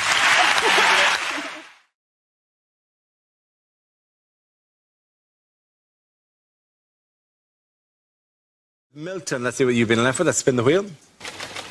And the topic is transport. So I was on the bus the other day. Driver stopped, got off, wouldn't come back. Apparently some bloke with big teeth kept talking to him.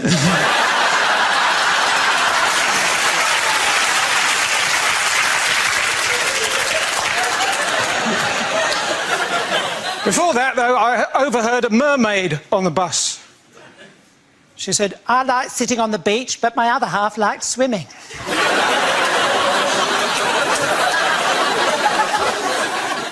Anyway, reading between the lines is dangerous if you're waiting for a train.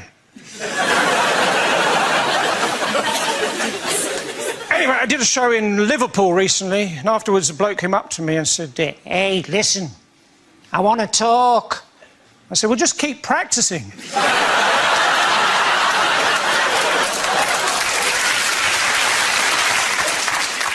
Next month, I'm in Northern Ireland, County Down, 4, 3, 2... I don't need a relationship. I am a rock. I'm an island. Sometimes I go down to airport arrivals and I stand with a piece of cardboard saying, no one.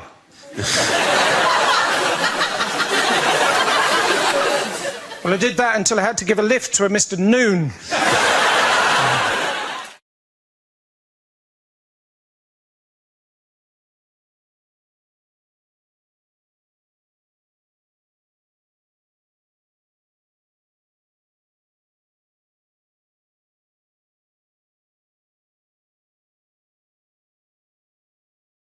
OK, your category is education. The answer is 25 in a row. What is the question? How many green bottles are standing on Charles Kennedy's windowsill?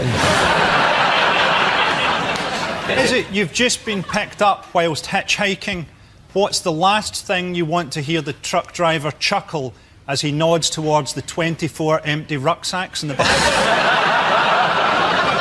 Is it how many times does Dara O'Brien crack one off on Blue Peter?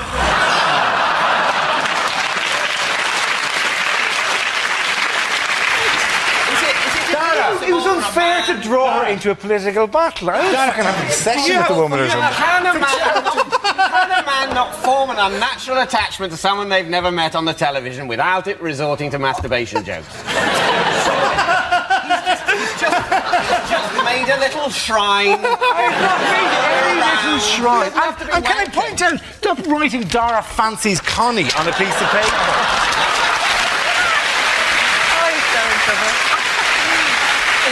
I think she's twice been unfairly dragged into political discussions that are not of her doing, and that's what I'm defending here. Is it for how many years has the UK finished bottom of the Eurovision Song Contest? Is it how many times has... We won it in 1997, happen to know. Did we? Yeah. So, that shoots you down, my friend. Would you like to sing us that song, David? Well, I would, but unfortunately a court order says I mustn't.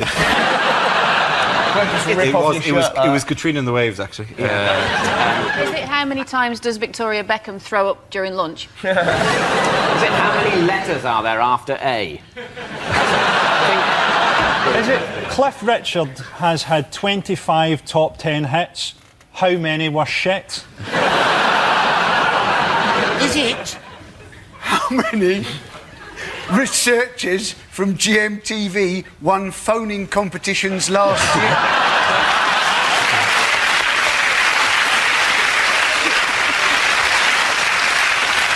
They're just very good on those questions. I'm going to steer you towards the correct answer. It is an education issue.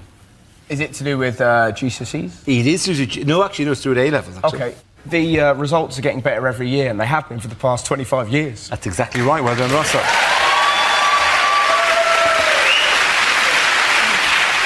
Yes, the question I was looking for is for how many years have this country's school exam results been improving? This is the news that in 2007 the UK's school exam grades have improved for the 25th successive year, with record pass rates and more pupils getting the top marks, leading to calls from some quarters for the exams to be made more difficult. Well, what's amazing about it, no wonder kids are so disaffected in this country. Like, they get the best results ever. And how do we respond? Do we say, well done? No, we go, well, they're getting easier. In my day, you had to write 50 essays in an hour, and a man poked you with a stick. If you got one wrong, they killed your mum. Now get out of my room. And you sat there going, just back off, Grandad, I'm cleverer than you. You do put young people in this country in a ridiculous catch-22, where all the coverage is about how stupid young people are, but you give them one chance to shine, and then they all work really hard and get A's, and then you tell them it's further proof that they're stupid. What this is a massive argument in favour of is a huge cut in funding for education. Rather than making the exams harder, let's just make the pupils stupider. That's a very good point. Clearly, too much money is going into education. You're educating them too much at this stage. People say that education's screwed, and then at this time of year it becomes clear that it's actually too good. Better than we need. The thing is, though, everyone gets to go to university now anyway, because everything is a university. It used to be you'd turn up to do a gig in a uni and you go, didn't this used to be a polytechnic? And now you turn up and you go, Wasn't this an all-night garage? Wasn't this a swimming pool last year? There's a thing in Scotland this week where they've introduced philosophy for primary school children who are already quite philosophical, having watched all their brothers and sisters die in a series of unrelated chip pan fires. Are girls still doing better than boys? Now, boys apparently are closing that gap. Yes, by only a tiny percentage. There will always be differences because boys want the tit and the girls want commitment. So there'll always be gaps. I always found at school the one thing I could never work out was how to get girls' bras undone. I just couldn't work out. And then eventually I realised that these girls were wearing a different type of bra from my gran.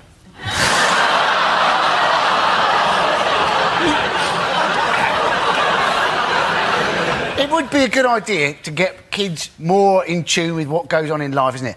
I can remember spending a whole day finding out that woodlice quite liked dark, damp conditions. I have never been able to use that piece of information in everyday life. When you're there in your flat, aren't you? Your girlfriend's left you, you've lost your job, there's flood water lapping round your ankles. It's going to be little consolation to you that you know woodlice would quite like these conditions. I swear for 5 or 6 years in a row they explain autumn to you every year during the autumn. And as far as I know, there are very few jobs that are based on the understanding of autumn. And also, isn't it something that happens anyway? It's not something you have to make a note of, otherwise the trees aren't going to shed their leaves. But they're just protecting you from the shock of it happening again. Oh no! The world is dying! Ah! We've told you about this, David. We've told you about this a number of times every now. year you forget. Why are the trees naked? Isn't the whole thing with school, though, that it's never going to be as stimulating as life is now for children? Because they've got, like, blockbuster movies and video games. You know, there's no way that school can be as stimulating as Tekken. Sir, why have you got the head of a leopard? Quiet boy, fireball.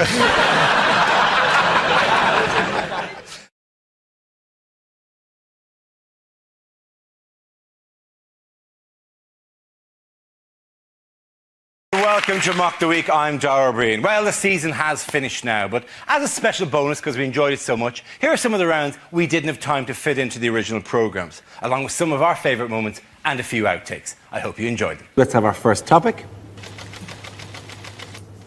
That is... What the name of is that?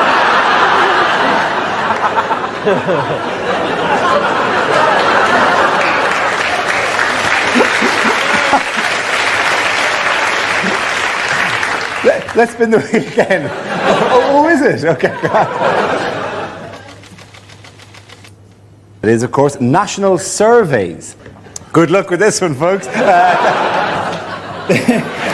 This next round is our version of Question Time called Ask the Politicians. I'll play the host. Joe, Frankie and John, if you could move up among the audience, please. Ready to ask your questions to the politician sitting at the front here. If you'd move in.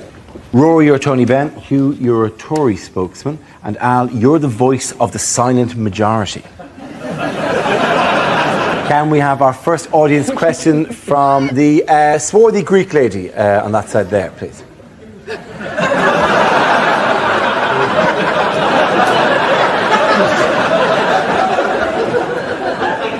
Yes? Oh, thanks. I was just wondering that as Britain chairs the European presidency, what changes should we be making? And would anyone like some falafel? Serious suggestion here. Oh, yeah. Hello, by the way. I realise I haven't said hello to you today. No, it's. I thought it was a little bit, you know. We never say hello on this show. Nice. There is a lack of that, isn't there? Straight into politics, mate. Yeah. Britain needs satire, and I'm here for it. Go straight into it. I think people don't realise that we don't all just converge on this point without having bumped into each other sometime during the day and the lead into the recording. Still. It's not like they don't like 5 minutes before the show starts going, and then we all just emerge from all the different points. Assemble! All have little nicknames like Token Cockney, Whimsy, One-Liners. God, it is like the Avengers. You weren't elected, were you, to this position, I Darren? wasn't. I stole it in a bloody coup. And would do it again, my friend. People have disappeared from the show, Miles, and would again, for raising those exact kind of questions. Well, I'm just saying. Where's Frankie now? Where's Russell now? Gone. You will be dragged through the streets, Darren. You will be dragged through the streets like Gaddafi. Then they'll be laughing. Oh, there are 5 regulars on the show. How many regulars now? Just poor weak Hugh. Poor weak Hugh, who I own. Hugh will always give the correct answer when I ask him to, won't you, Hugh? Won't you, Hugh? Your shoes are almost polished. Thank you, Hugh. There you go. Hugh knows what's right for him. In other news... I think you're terrific on the megabus, sir. There's nothing to know if you're being sarcastic here, Hugh. And there goes the final regular. Just me. I've known Darren for quite a number of years now. Whenever I look at his career and compare it to mine, I always just think, I'm the same age as him. Then I look at his balding head and I run my fingers through my luscious hair and I go, let him have his own show. I don't care. I've got my own hair. Think of that as you're watching it next week from your sofa. Okay.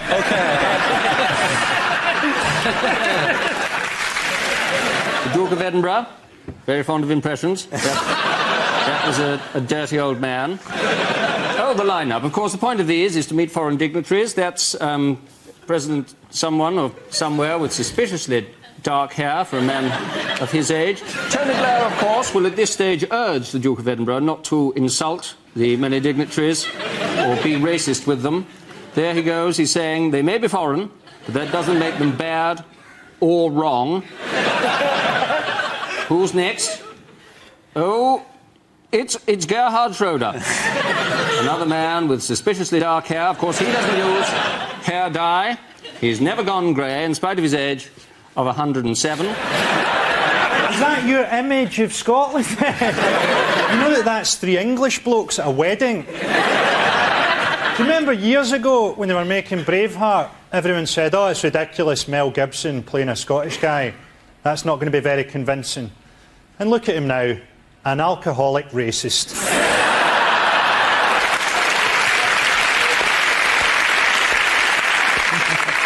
The most Scottish thing I've ever seen, I was going through a town called Bathgate at about 11:30 at night, and there was a guy pissing against the front door. He then took out his keys and went inside. Frankie Boyle, ladies and gentlemen. Let's have another topic. And the subject is bird flu. Who wants to come in on that? Ian. Yeah, we do have a bird flu helpline. We do give us advice on what to do in the unlikely event that we encounter a dead bird. And I thought, well, what are people doing at the moment?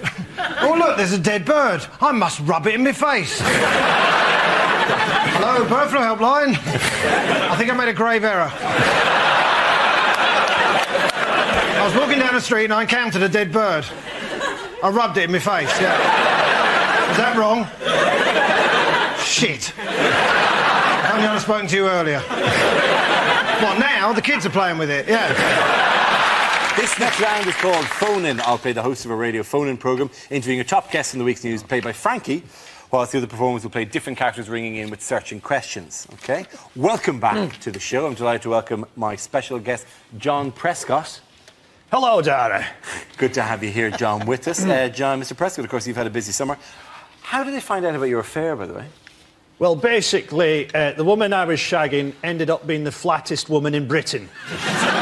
So the newspapers just rang round hospitals asking for women who'd been admitted, claiming that a piano fell on them. We're going to move over to line 3 there. Oh, I'm line 3, am I? Hello, Collie. Mr. Prescott, good to talk to you again. Now, when Tony Blair retires, he's going to be lecturing the world, making a fortune. When Gordon Brown stops being Chancellor, he'll get directorships in the city. What are you going to do when you give up politics? Well, I resent your tone, to be quite honest. I mean, I'm a man of many achievements. For example, I'm a 25-stone man who's managed to shag a woman on a desk and not break it.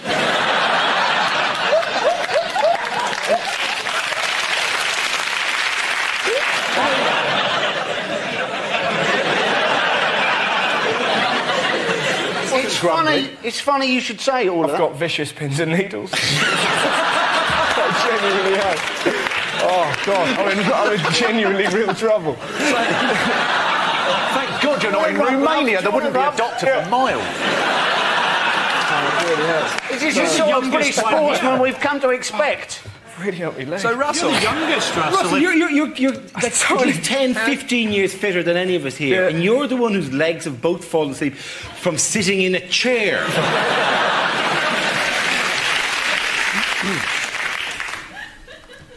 Miss Fat Ankle 2006. Our next round is called If This Is the Answer, What is the Question? On the board of 6 categories. David, which category would you like? Science. OK, your category is science. The answer is serious, risky and heroic. What is the question?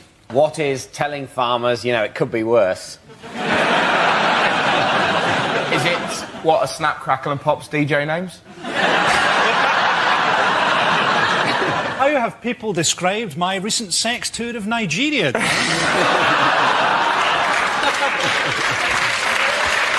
Very well reviewed in The Spectator. How would you describe standing in between Judy Finnegan and a free bar? Is it what are the 3 speed settings on the world's most powerful vibrator?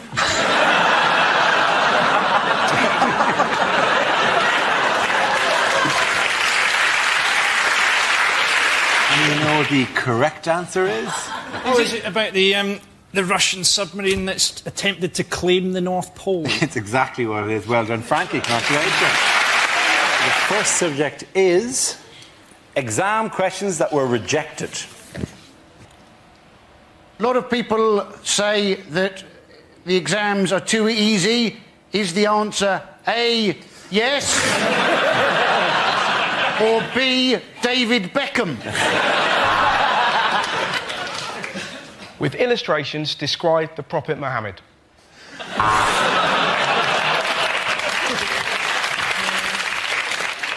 A Virgin train is travelling at 120 miles per hour between London and Manchester.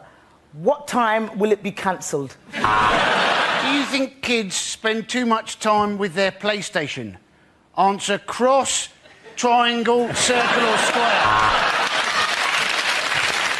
Tick the box A, B or C to receive the grade A, B or C.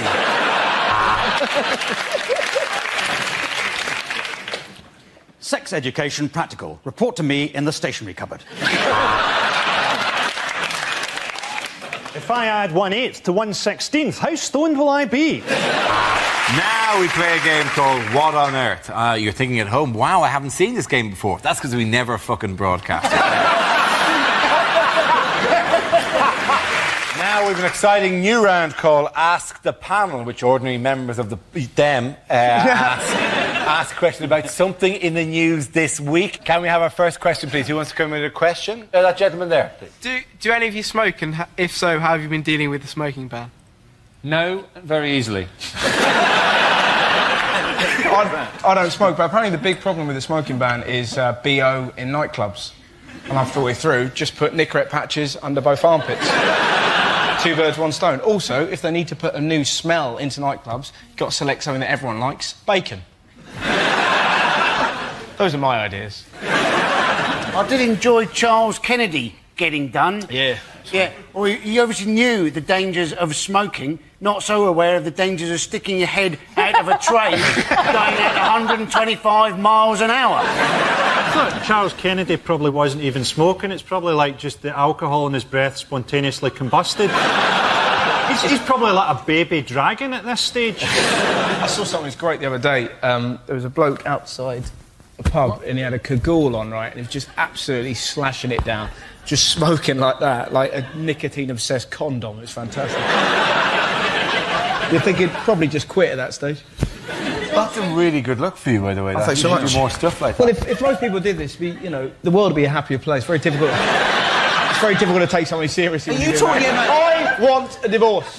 I think you probably get it, actually. Yeah. How has Blue Peter managed to upset the Tories this week? Have they changed their name to Red Peter?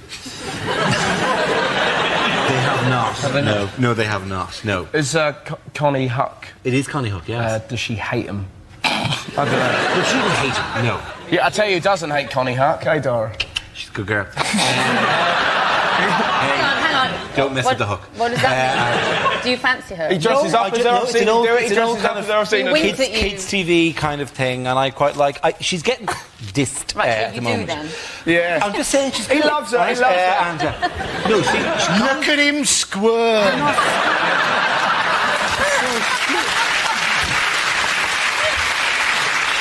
I've never met her, Dara. I've never met her. No. Is she I'm clearly not Would you going like to to happen sidle now. up to her and say, here's something I made earlier? Dara, does your wife watch this? Yeah, but she doesn't watch Blue Peter, so I'm all right. Sticky back plastic. That actually was just a Blue Peter term. It had no actual gag there, so no, sure it did. You might have just said, shut the dog at that stage. Welcome to Mock the Week. I'm Dara Breen. Give a big welcome to the people... fucking hell. I'm sorry. It's going to be the best one ever. The first 5 seconds were brilliant. Oh, lovely. I'm sorry. This organisation does not tolerate failure, Mr.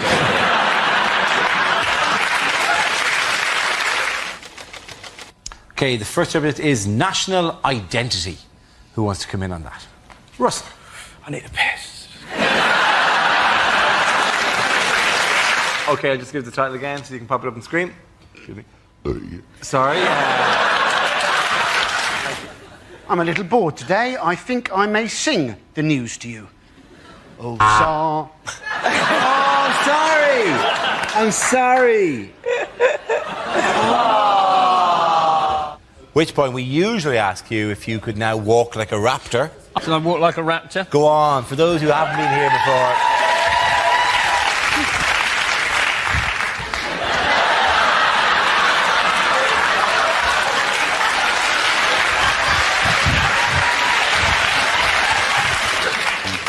This is an announcement to any passengers awaiting the 10 o'clock train to Edinburgh, calling at Peterborough, Doncaster, Darlington, York, Grantham, Northgate, Peterborough. Fuck, I fucked that up. It was going to be so funny as well. Oh, it was funny. What do you think the punishment for queue jumping should be? Do you think A, death, B, deportation, or C, that twat with a buzzer keeps on putting it in the wrong fucking place?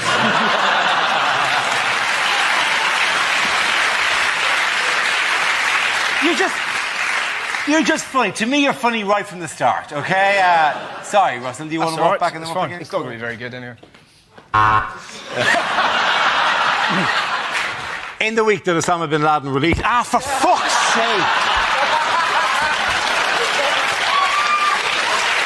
More of that later. Mock the week. I foiled him by throwing a banana at him. Who throws a banana at somebody? Next topic is what you didn't hear at Live Earth. Live Earth, sponsored by Powergen.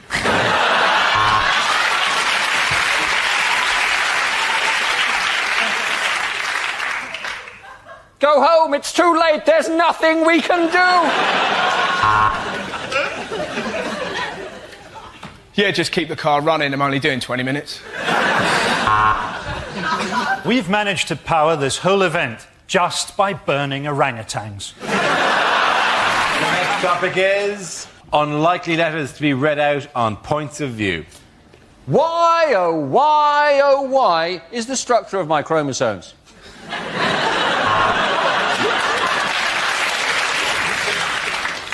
Dear BBC, I watched a light entertainment programme on your network the other night that wasn't hosted by Graham Norton. Is he ill? Dear BBC, how did you manage to get those hippos to swim in a circle?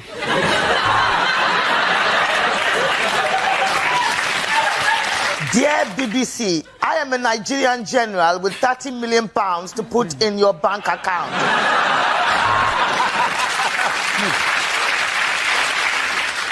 Last night, I turned onto your new porn channel.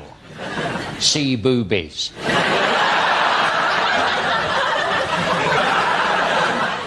Dear Points of View, I would like to complain about the weird voice you're reading out my letter in.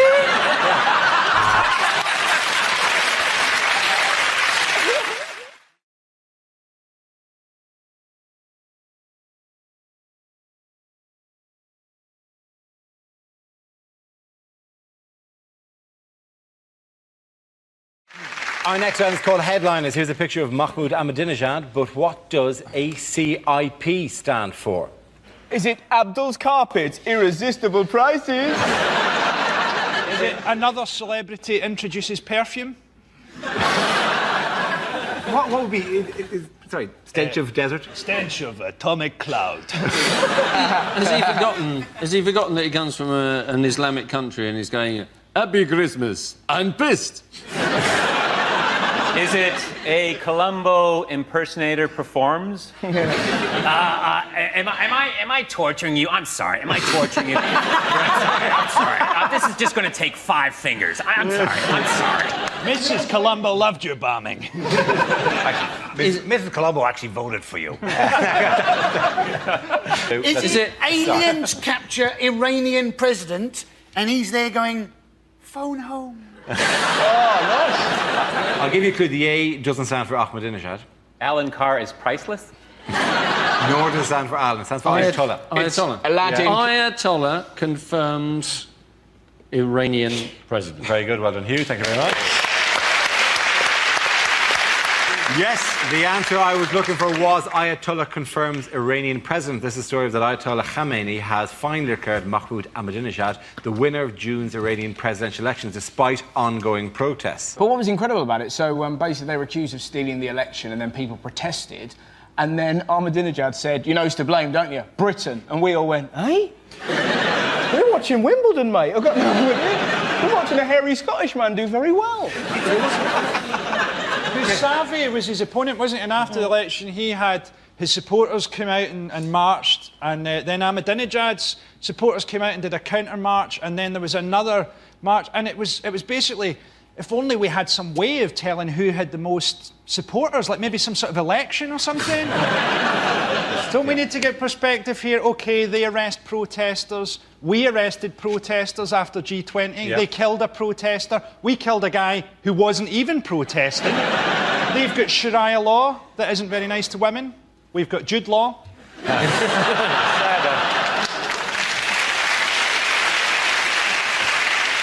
How did you come to the attention of a lot of people over here? Twitter. They use Twitter. We use It was Twitter a and beautiful, Facebook. it was a beautiful story about that when Ahmadinejad. It's not a name that you can't pronounce, but it's a name that you have to think about just before you pronounce. Yes. He probably thinks that everybody's just incredibly dramatic. Hello, President Ahmadinejad. Why is everybody so arch in Iran? I don't know, President funny, but Ahmadinejad. What was amazing about the Twitter story was that because they're so scared of protesting, that the way they were going to protest, when Ahmadinejad was going to be on TV, they were going to put on every household appliance so that they could try and cause a blackout to get him off telly. Isn't that beautiful? He's on, put on the kettle, plug in the Hoover. You're there sat there with your Tetleys going, I'm part of a revolution. All Twitter was all obviously on one side until Ahmadinejad himself went on Twitter and he tweeted, hey everybody, some crazy stories about the election. Basavi got pwned. Mega lols. And all these are bad. Like, this is the endorsement. For God, I'm sorry. This is a sense of scale. This is a country that aspires towards nuclear weaponry. This is their presidential endorsement. That's a raffle at a school hall, right? I actually played that club, and it's very distracting with those 3 guys behind it. He also doesn't seem to have any feet. Where have his feet gone?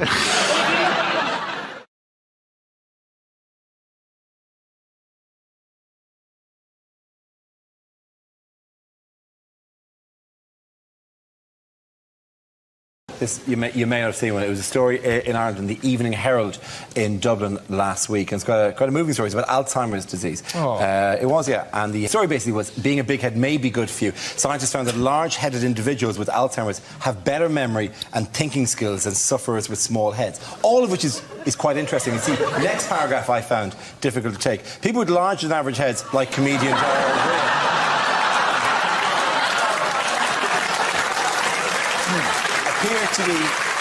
appear to be better protected if they develop Alzheimer's disease, as studies suggest. Now, that would be all right if it wasn't for that. Like, the article actually came with a giant photograph of me next to the article, under the word big head, that protected me at that time.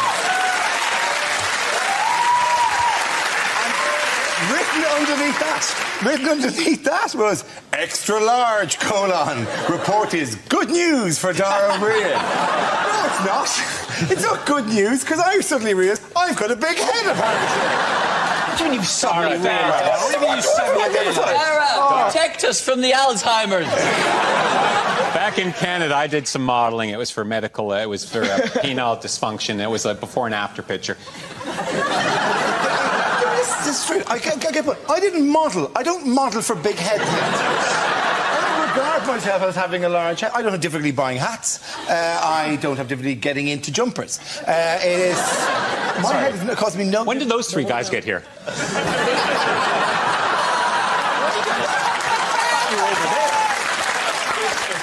To be fair, a big head doesn't normally cause the owner a problem. It causes the owner's mother a problem. How does Have you ever seen Dara? It's smaller than my hips, for God's sake. Your head is smaller than your hips. What kind of shape are you? You're a peanut. Shakira's. Of course my head is smaller than my hips. Dara, but it's... Is Dara, your look head at me. not smaller than your hips? No! Dara, look at me. Oh, you're weird. Yeah. Look at me. I'm going to take you to a hall of mirrors and show you how you should look. It's the kid from Mars. See, look at that. It's fine. Your head is absolutely enormous. In fact, on a normal-sized head, that would be a full head of hair. But the good thing is... Are you not staying in my house tonight? When Dara opens an umbrella, it's like one of them little cocktail ones. To put in context how big it is, Dara, it has its own gravitational field. It's pulled in an entire planet behind it.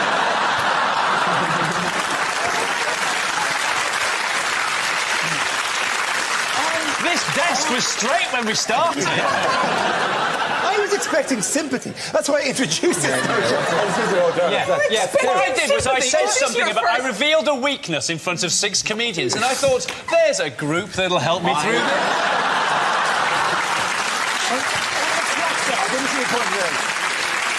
I think of you all as friends. I don't think of you as comedians.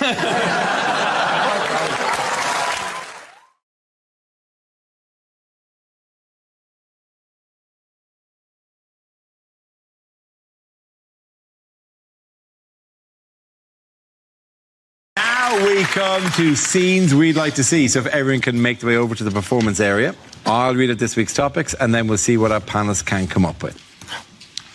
Okay, here we go. The first subject is commercials that never made it to air.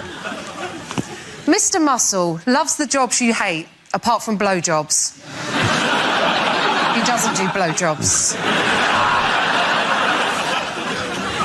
I used to wash with Dove, but the feathers came off and the beak was scratchy.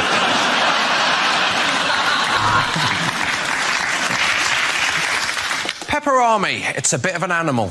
I'm guessing the anus.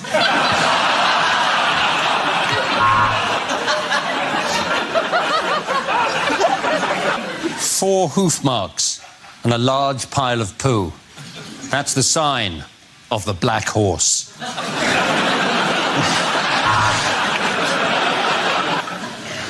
Megabus, the only bus company endorsed by Dara O'Brien.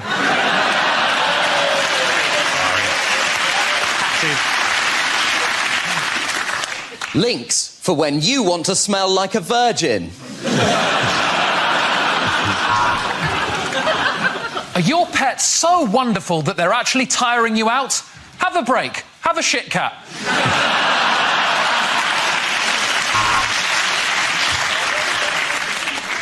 Tesco penis extensions. Because every little helps. At Debenhams, we've kidnapped the John Lewis penguin. And if you don't shop with us, we'll kill him.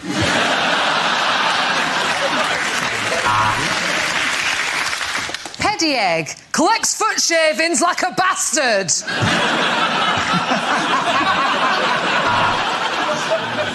Abby has strong teeth, boundless energy, and a shiny coat. She's the best prostitute in London.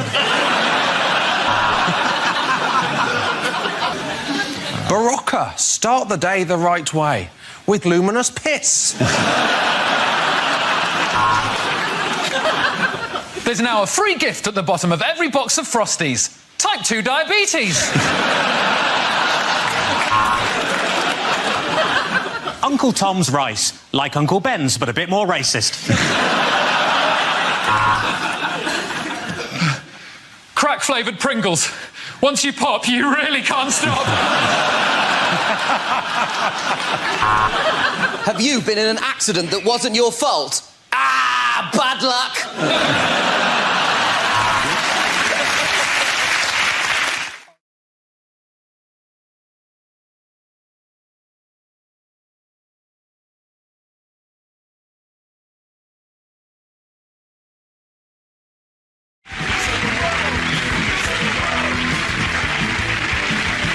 We start with a round call. If this is the answer, what is the question? On the board are 6 categories. Matt, which category would you like?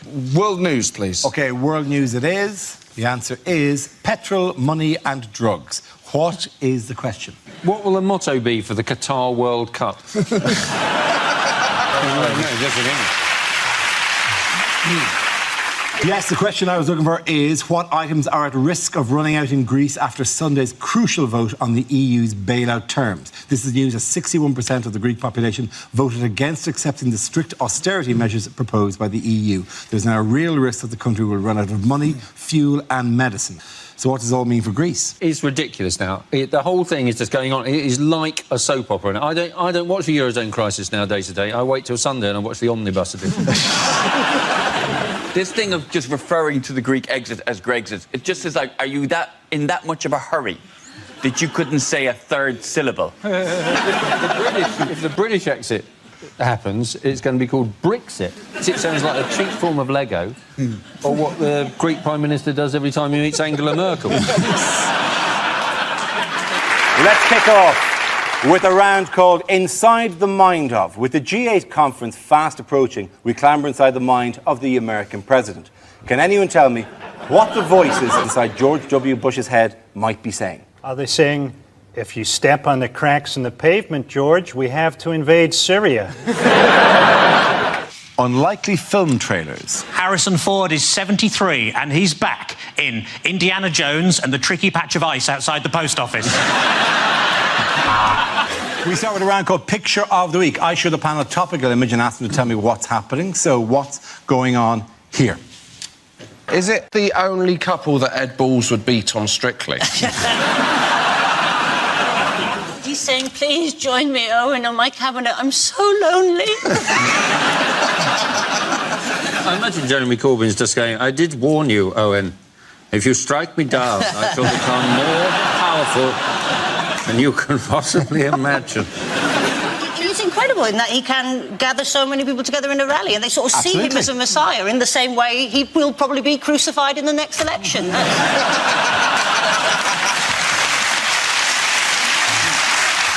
Chancellor George Osborne ahead of the Conservative Party conference this week. A recent survey has put him well ahead of his rivals to succeed David Cameron as the party leader. It's exciting to know that this has already started.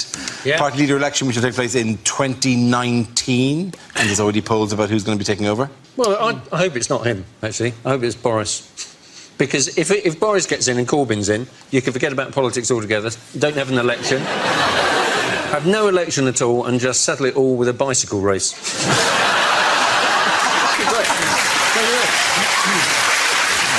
Your category is politics. The answer is 4%. What is the question? Is it? What are the chances of Johnny Depp appearing on the next series of Mr. and Mrs? Is it how much of the old Top Gear audience has Chris Evans held on to? including that. Clarkson's in. Is it by 2017? What proportion of celebrities will still be alive? I know. Ooh, we're not the one killing them. Here's a picture of Leader of the Opposition, David Cameron. But what does TLEC stand for? Is it Tories launch exfoliating cream? Where would you put it? Or is it Top Man launch Eton collection? Or is it just simply Tosser leading everyone to catastrophe?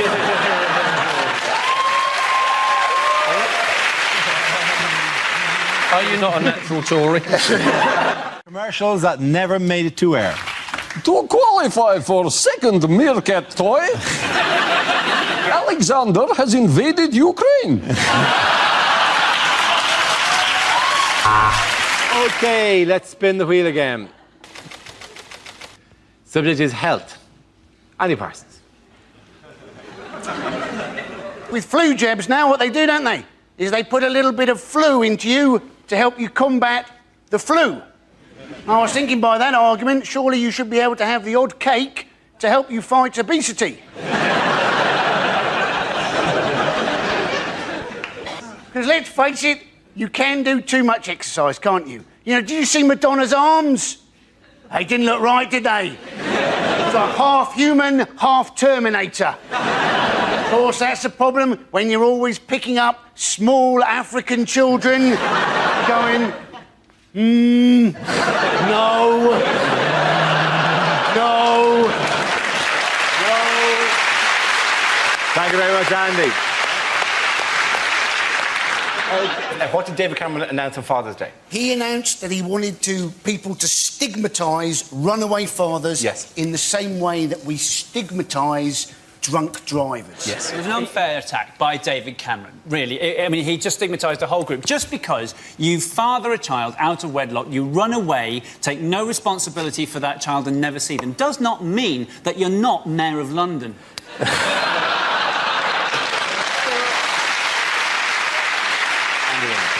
This is a picture of the victorious German football team celebrating their World Cup win in the dressing with Chancellor Angela Merkel. Germany defeated Argentina in the final by a single goal from Mario Götze in extra time, becoming the first European team ever to win a World Cup in South America. Were you shouting for anyone or not for anyone? Or most English people were shouting for Germany, which is a first, really, isn't it? I didn't mind 2-1. I just it was a good game, but I found it very difficult just watching as an England fan because it all gone so wrong for England. And I bet if you're watching in 4 years' time on Dave, we're still shit, aren't we?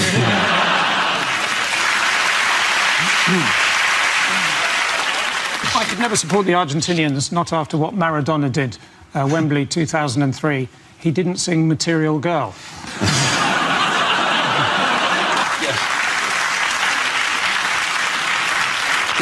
The guy I love being there was Putin, because he was there because they're hosting the next one, isn't it? Yes. And every country that hosts it is desperate to win. And he must have been looking at that final thinking, the only way that Russia are going to win is if we invade Germany. Putin sitting next to Blatter was the finest photograph in the history of democracy. How do you win your elections? Oh, I never run against anyone. Me neither. High five! High five! The death of Brazilian football. That's what they'd witnessed. Oh, yeah. Not funny, but that was... interesting. Well, you say that. It was kind of funny.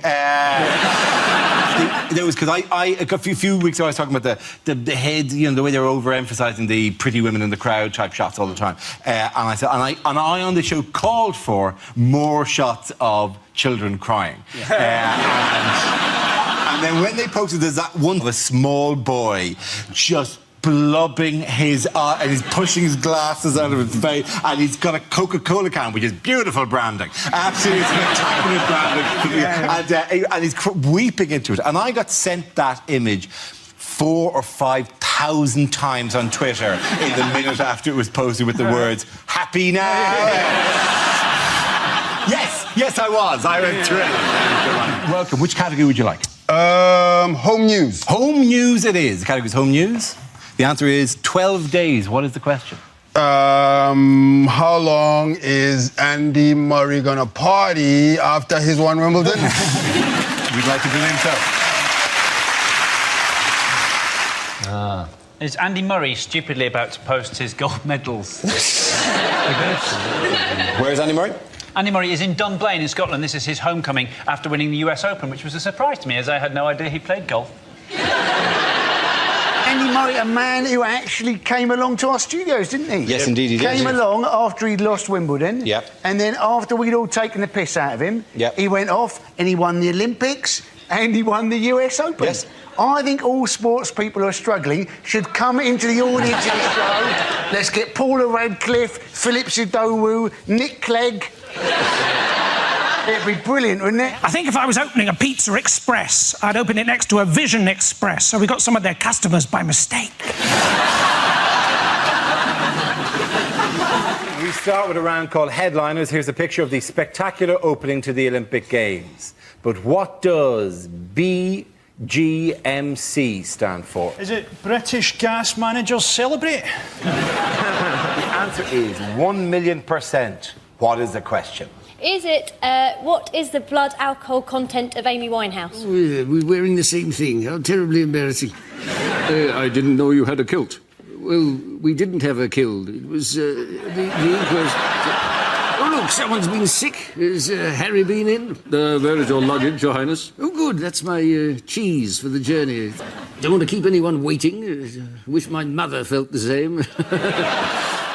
Unlikely things to hear in a TV election debate. I think of this studio as a second home, which is why I'm claiming expenses for it. My girlfriend and I love watching box sets. We got 3 episodes into Orange is the New Black before finding out it wasn't about what would happen if Trump replaced Obama. Thank you very much. Well done. Point in that round. Gonna go to lady. Come on.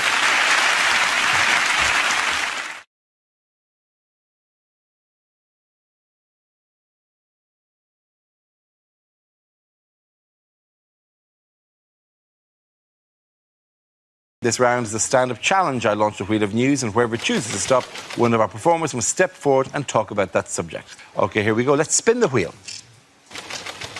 And the first topic is home life. Nate. Yeah, I could talk about home life. I still live at home with my mum still. Thanks for the judgmental silence.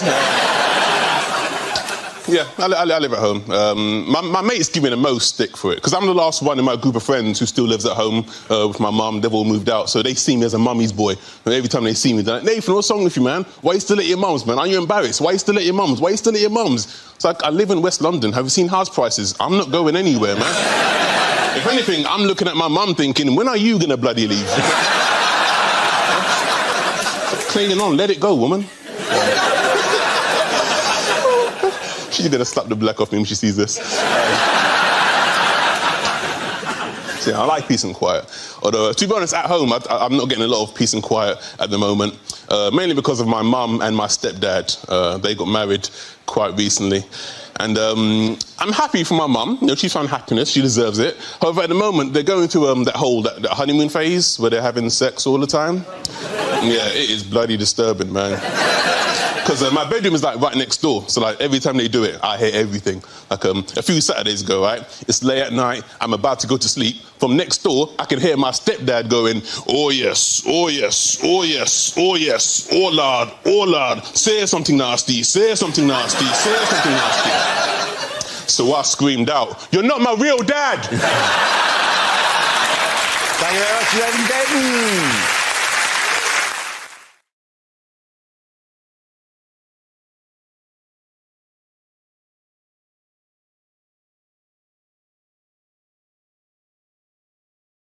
OK, here we go. Let's spin the wheel. The first topic is sport. Can somebody talk about that? Andy. Not quite sure what sport that is supposed to represent. They're saying, aren't they, you know, basically, we need to spend millions of pounds on this massive Olympic stadium. What are the sports we're world class at? Pool and darts. We don't need a massive stadium. We need a gigantic Weatherspoons and hold an Olympic quiz night, ladies and gentlemen. You may also have seen, right, Almunia, the Arsenal goalkeeper, he apparently has got ghosts in his Hertfordshire mansion, which he's shit scared of. Now, given that you're a goalkeeper, being frightened of white things that fly through the air, all you've got to do to frighten Almunia is just go up behind him during a corner and just go...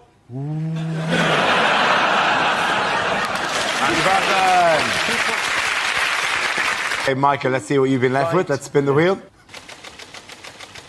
And it's telecommunications. From the past. What did I say? Well, yes, phone calls, of course, you phone people who you know. This is the idea. You phone people because you need to phone them, but sometimes you speak to people you don't know, and you will have the wrong number conversation, something we all enjoy maybe 2 or 3 times a year. One of you thinks it's the right number. So you're phoning somebody who you think you know, because you don't dial numbers at random. This isn't how the system works. You don't just pick up the phone and dial the digits and go, oh, I hope it's Dave. That's not how it works, OK? It isn't Dave. I'll try again. That's not how it works. What happens is that you dial the number. Say, for example, you're calling Sue. You might have spoken to Sue earlier in the day. It might be one of those, I'll call you right back, Sue, and then the number rings, it gets picked up, hello! But you still go, Sue? Even though you're 99.9% sure that can't be Sue, you think, Sue's the only name I have. I'm going to run with Sue on this. On the off chance they go, it is Sue. Something terrible has happened to me since you called me. Thank God you phoned!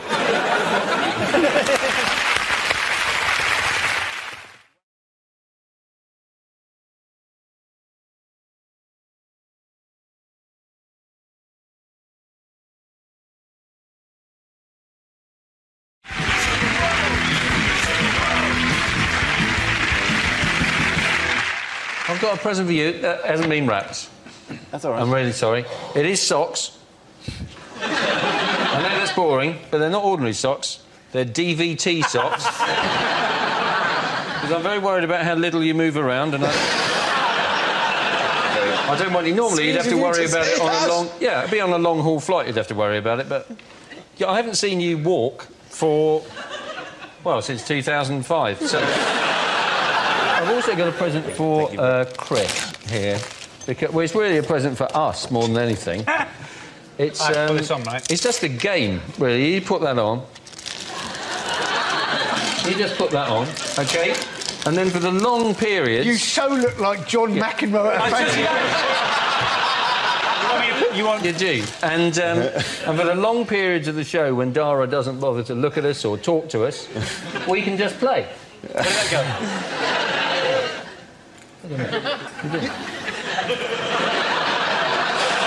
This looks like Christmas ever.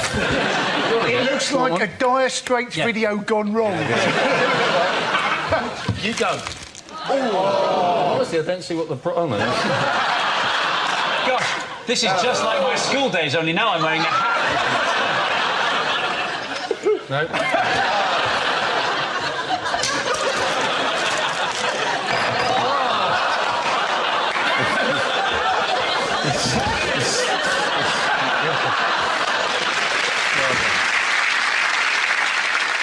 Why was a Preston to London megabus stopped by the police on the motorway this week? Just the usual reasons. Yeah. This was the story where a passenger reported seeing some smoke coming out of some other passenger's bag, thought it was a bomb, turned out it was a fake cigarette that was producing water vapour. Now, let's face it, if you've been pulled over, loads of police have arrived, you've got guns in your face, you're being accused of being a terrorist. That's not going to help you give up smoking, is it?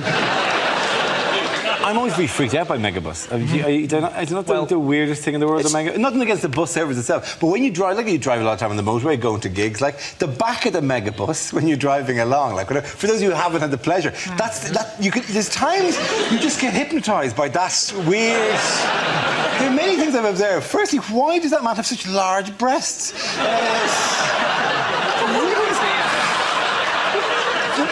Staring at that man's breasts, going, that is insane. What kind of... Where can you go for £1? I thought you'd have to contact Megabus. There's an address there. I'd have to put plus a 50p booking fee, as if people are going to go, well, that's a rip-off. I walked in here with this in my hand, expecting to be transported to a faraway land. Then I find you want more money off you? Screw you, Megabus man. And a big yellow man with enormous bazongas looks disappointed behind the counter. Oh. That is going to be apologise. I apologise to the room. I know that when you're disappointed, you don't go, I am disappointed. You know what's really irritating about this? For the entire... In my ear, constantly, people are going, wear the hat, wear the hat, wear the hat, wear the hat. Because, yeah, they give me a yellow hat because they think I look like the Megabus guy.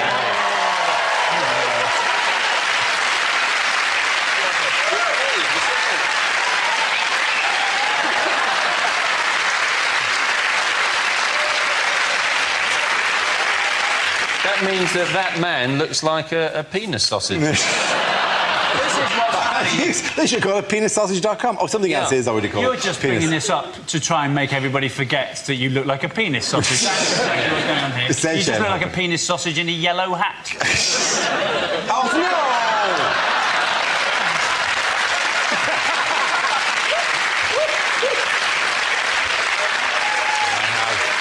I have lost ownership of the joke now. I've got you a present, though. It's not, in fact, for you. It's, in fact, for your 16th-month-old son.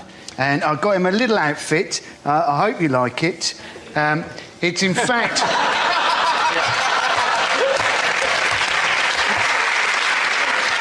It's a toddler Megabus man outfit. So he can dress up like his dad. So... It's like that of a penis sausage. I didn't think that was...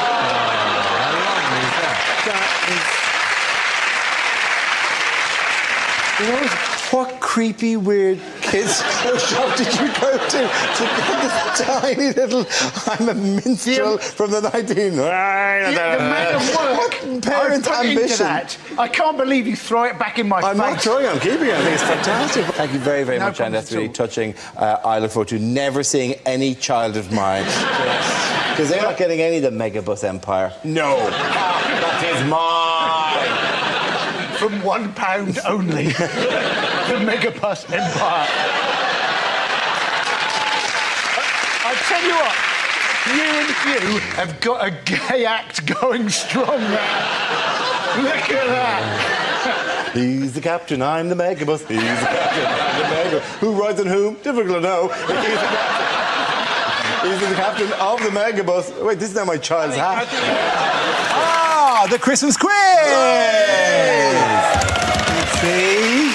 People now come specially for the Christmas quiz to look at our fabulous decorations. Nice. He's got this tape, which I think is actually sort of sweet.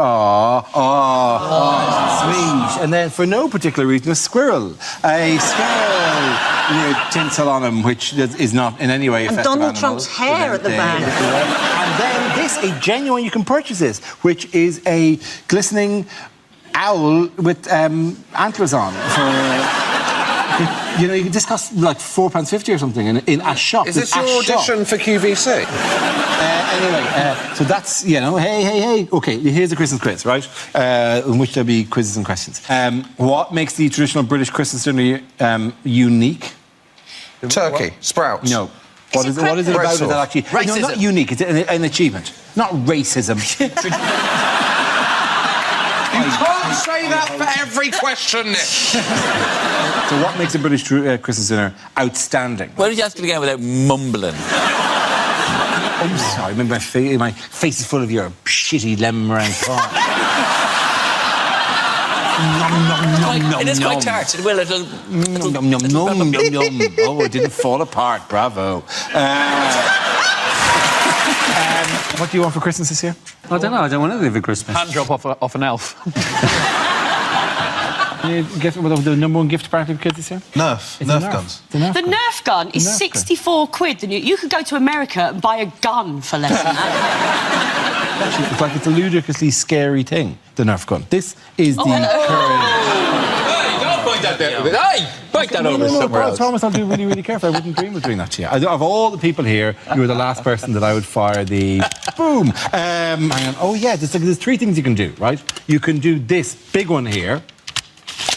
What? Right. Listen, Nerf is how I did this to my eyes. So I'm just saying.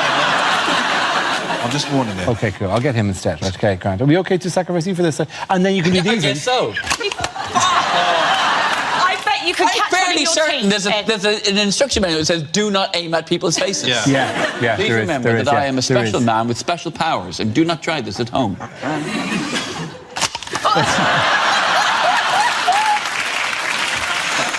How far will it get? How far do you think it'll get? I don't know, but if he hits any of you, sue the shit out of you. All that money they're saving on Bake Off now can go to you. Can you get to the back? I mean, because this is... I feel it can be unnecessarily powerful, this thing. Yeah. Right, OK, so let's decide Yes, the back. I certainly feel that. Yeah. Whoa! Oh, nah. Good catch. Well done. Respect. That is, I'm estimating 7 gardens away. So you asked, what do you want for Christmas? So you could then shoot us. What unusual present might people be giving this Christmas? Oh. Dead seagull?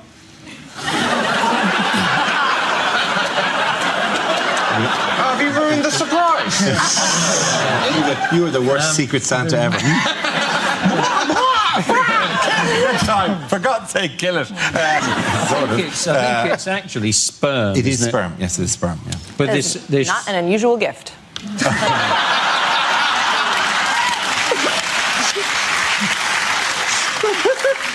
Horrific return policy.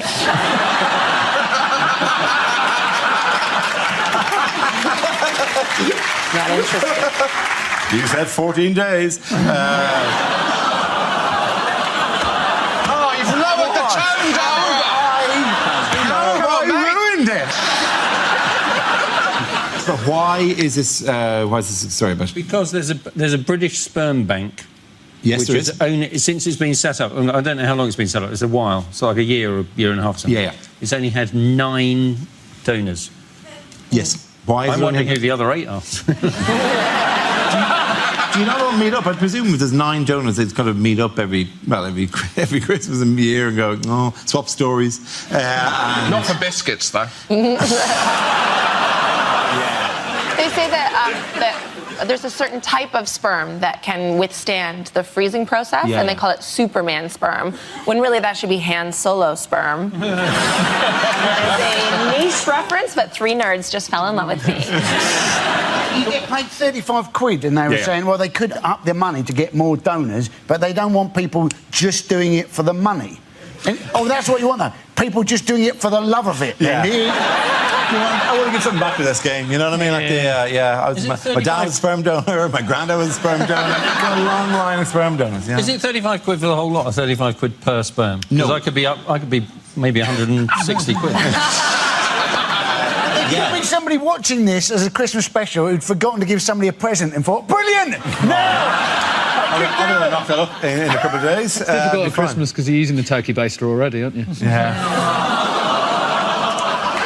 Yes, it's Christmas time, and we hope you're all enjoying the season at home as much as we are here in October. But now, in the past, people have said we don't try harder to be festive on this show, so this year we're going an extra mile. We decided to buy each other Christmas presents, so let's see what everyone got. For Chris, I'm just going to go to you first. OK. Well, my first present is for Hugh. I've bought everybody a bit of headgear. That's for Hugh. First. So we're going to put it on? Yeah, you got to put it on, yeah. That'd be nice, you know. It's Christmas Day, you've got to do that, haven't you? Because Hugh is our captain, Dara. The middle section denotes captaincy. He's the captain of no, the captain of the team. No seniority, no points. I'm also going to be in fantasy... What's it called? He looks more like being a remake of The Village People at the moment. For Andy, I got I know what it's like going out in public and people hassling you and stuff. I bought Andy... my present. I like your present, I bought Andy a disguise so that he can disguise himself so nobody will know it's Andy. Nobody will be able to tell it's him. For Dara, I just got a lovely hat for him to wear. It's a lovely hat. It's a normal-sized hat for a normal-sized head. Completely normal-sized hat.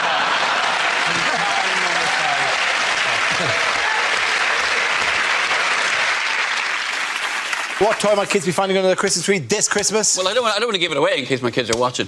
Yeah, that would be really bad, wouldn't it? Yeah. This is the current toy. Let me see if I get that lined up so we get it exactly right. This is Freddie. And Freddie is a programmable bear that you can get at Christmas.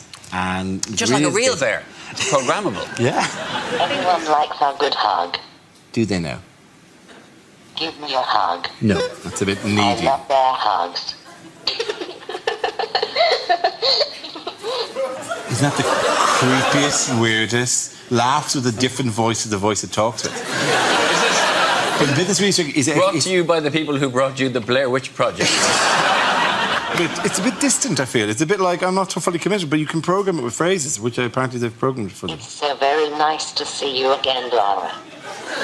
It's so very nice to see you. That's like something Vincent Price would say.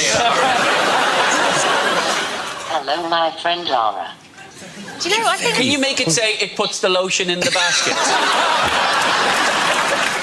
You really like to stargaze with Brian Cox. What else do you like about the park? All right, you're creepy now. You're really freaking out. You know stuff about me. This is a great day, Dora. We are going to have such fun together. It's great to have a friend like you to talk to. Oh, that's so depressing. That makes me want to cry. I wish I'd never done the voiceover for it. You know? Where are these phrases supposed to be coming from, then? Don't turn me off, Dara. If you turn me off, I'll become more powerful.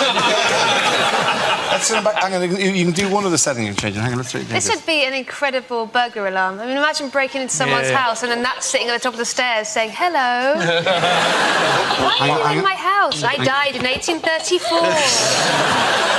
Dora, can you use its hair to see what you would look like with a wispy blonde beard? You mean like that? What is better for me? Yeah, it's nice, isn't it? I know you like to eat too. What?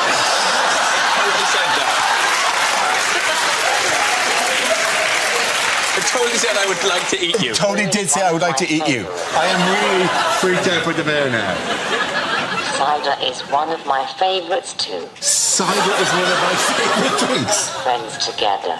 No, we're not having a pint of cider together. You threatened to eat me a second ago. Like cider. You like cider? It's that drunk conversation again. But he still laughs like a Japanese schoolgirl. Perfectly calibrated for being freaky. This is... Someone told me you like to wear tiny hats. Someone told me you like what? Someone told me you like to wear tiny hats. Is that a euphemism for a condom? No! Hang on, tell you. I know you've probably got one decent round of applause still left in you. We may have bled it out, but I really would like to open the Christmas thing to people going, oh, holy fuck, jeez.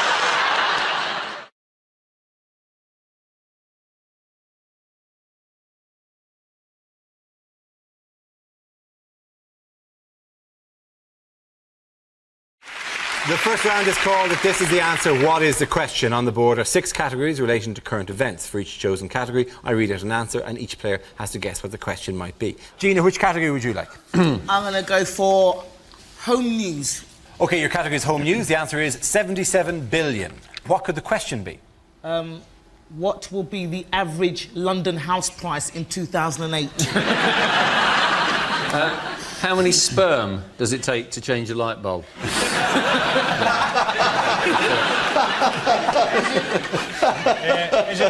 Is it according to the Daily Mail how many asylum seekers are there in Britain?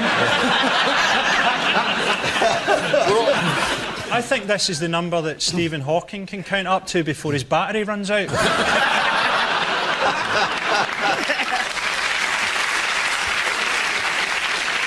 OK, it is something to do with the law.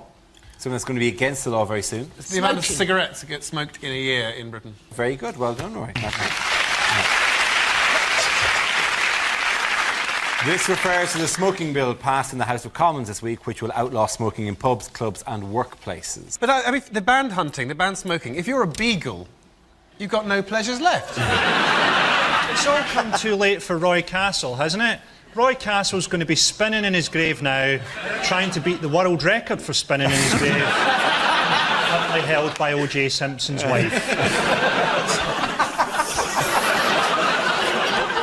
That was quite brilliant, and it was 3 different jokes, one after the other. I think it's kind of ironic that you'd ban smoking in pubs in London when it's kind of impossible to breathe outside a pub in London. Children are chasing buses down the street, like nipping at the tailpipe, hoping to chunks of charcoal fresh air, you know. So says the man from LA. But it has completely changed, because when I was a kid, you used to be able to buy not only normal cigarettes, but chocolate cigarettes. if you couldn't get normal, you were weaned onto cigarettes by chocolate cigarettes. And if you were in a media family, presumably you had to snort lines of sherbet. You let people drive cars, right? I'm Yes. guessing a car puts out more smoke than maybe a cigarette? It does, but that doesn't mean... Yeah. You don't actually drive inside. Yeah. You know, don't drink and drive, especially in the pub. What shocking figure has smoking been held largely responsible for in parts of Glasgow? The shocking figure of Michelle McManus, Tara.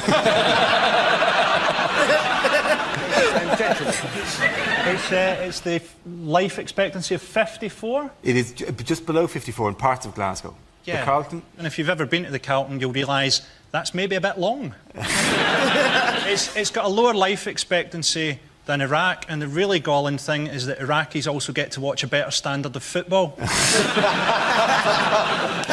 The Guardian illustrated the story with this photo from a Glasgow pub of schoolboy Paul Macmillan. How have they managed to get the moon inside the room? This is Glasgow's version of the Lord of the Rings. Aye, I'm a wee elf. I don't understand that at all. Also, somebody ought to tell him that his shoulder's on fire. It's all very well making jokes about this guy, but I'm going to be the one wandering around the streets of Glasgow where he's sitting on the lookout for me with his little hobbit friends. Has the bloke next to him vaporised completely? Yeah. His head is...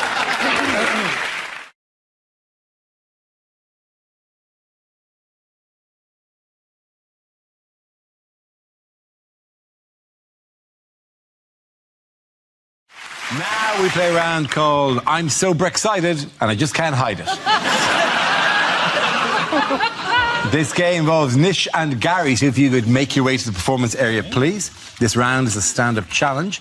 I launch the wheel of news, and wherever it chooses to stop, one of our performers must step forward and talk about that subject. OK, here we go. Let's spin the wheel. The first subject is the movies. Who wants to go in that? Nish. I'm a big movie fan, and I'm very excited that there's going to be a new James Bond. Now, my pick personally would be Idris Elba. I think he'd be an amazing James Bond, but some people are very unhappy. I was reading an article about this, and the first comment under the article started with the words, "This is not a race thing." Which immediately makes you think, it's definitely a race thing. This is not a race thing, it's just James Bond is not black. Now, I've got terrible news for this person. James Bond is not real.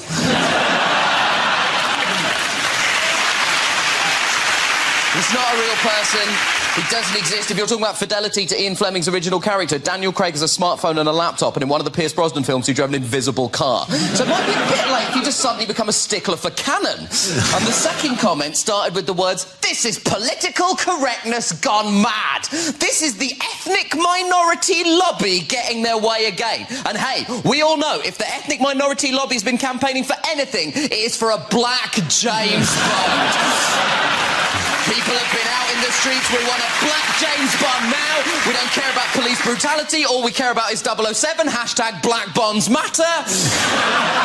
We will settle for a Mexican, maybe. And who can forget the immortal words of Dr. Martin Luther King? I have a dream that one day a black man will play a fake spy. Thank you very much. Well done there.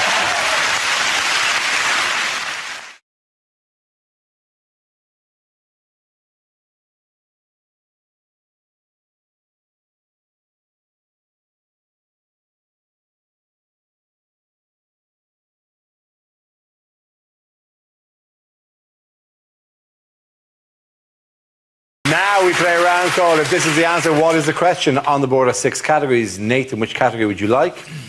Health, please. OK, your category is health, and the answer is 8. What is the question? Is it when talking to Barack Obama, how many black friends does David Cameron claim to have? Is it what might bras look like if breasts were arranged vertically? So, according to figures given to the tax office, how many coffees has Starbucks ever sold? Is it, after what hour are you legally permitted to consume square mint chocolates?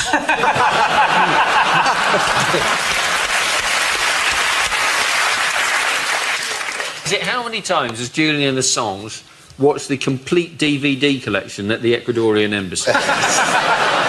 Is it, in fact, how many Father's Day cards did Boris Johnson get? Is it how many episodes of Top of the Pops from the 1970s are safe to repeat? Is it how many thousand people are looking at this thinking, why is Lamar doing comedy?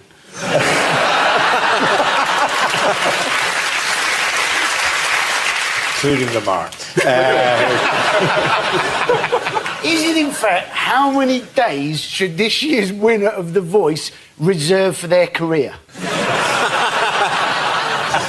It's about the NHS. Is it, in fact, how many commandments are there now for patient care? Yes, you're absolutely right. Thank you very much, Andy Parsons. That is it. Yes, the question I was looking for was how many care commandments are being proposed for hospitals to help improve standards for patients. This is the news that the Care Quality Commission proposes that doctors and nurses should be issued with 8 fundamentals of care to ensure that patients are treated well. The charter, to be displayed in every ward and GP surgery across the country, is one of a number of proposals to improve standards of health care. Now, obviously, traditionally there are 10 commandments, but they felt unnecessary to include the one about the donkey.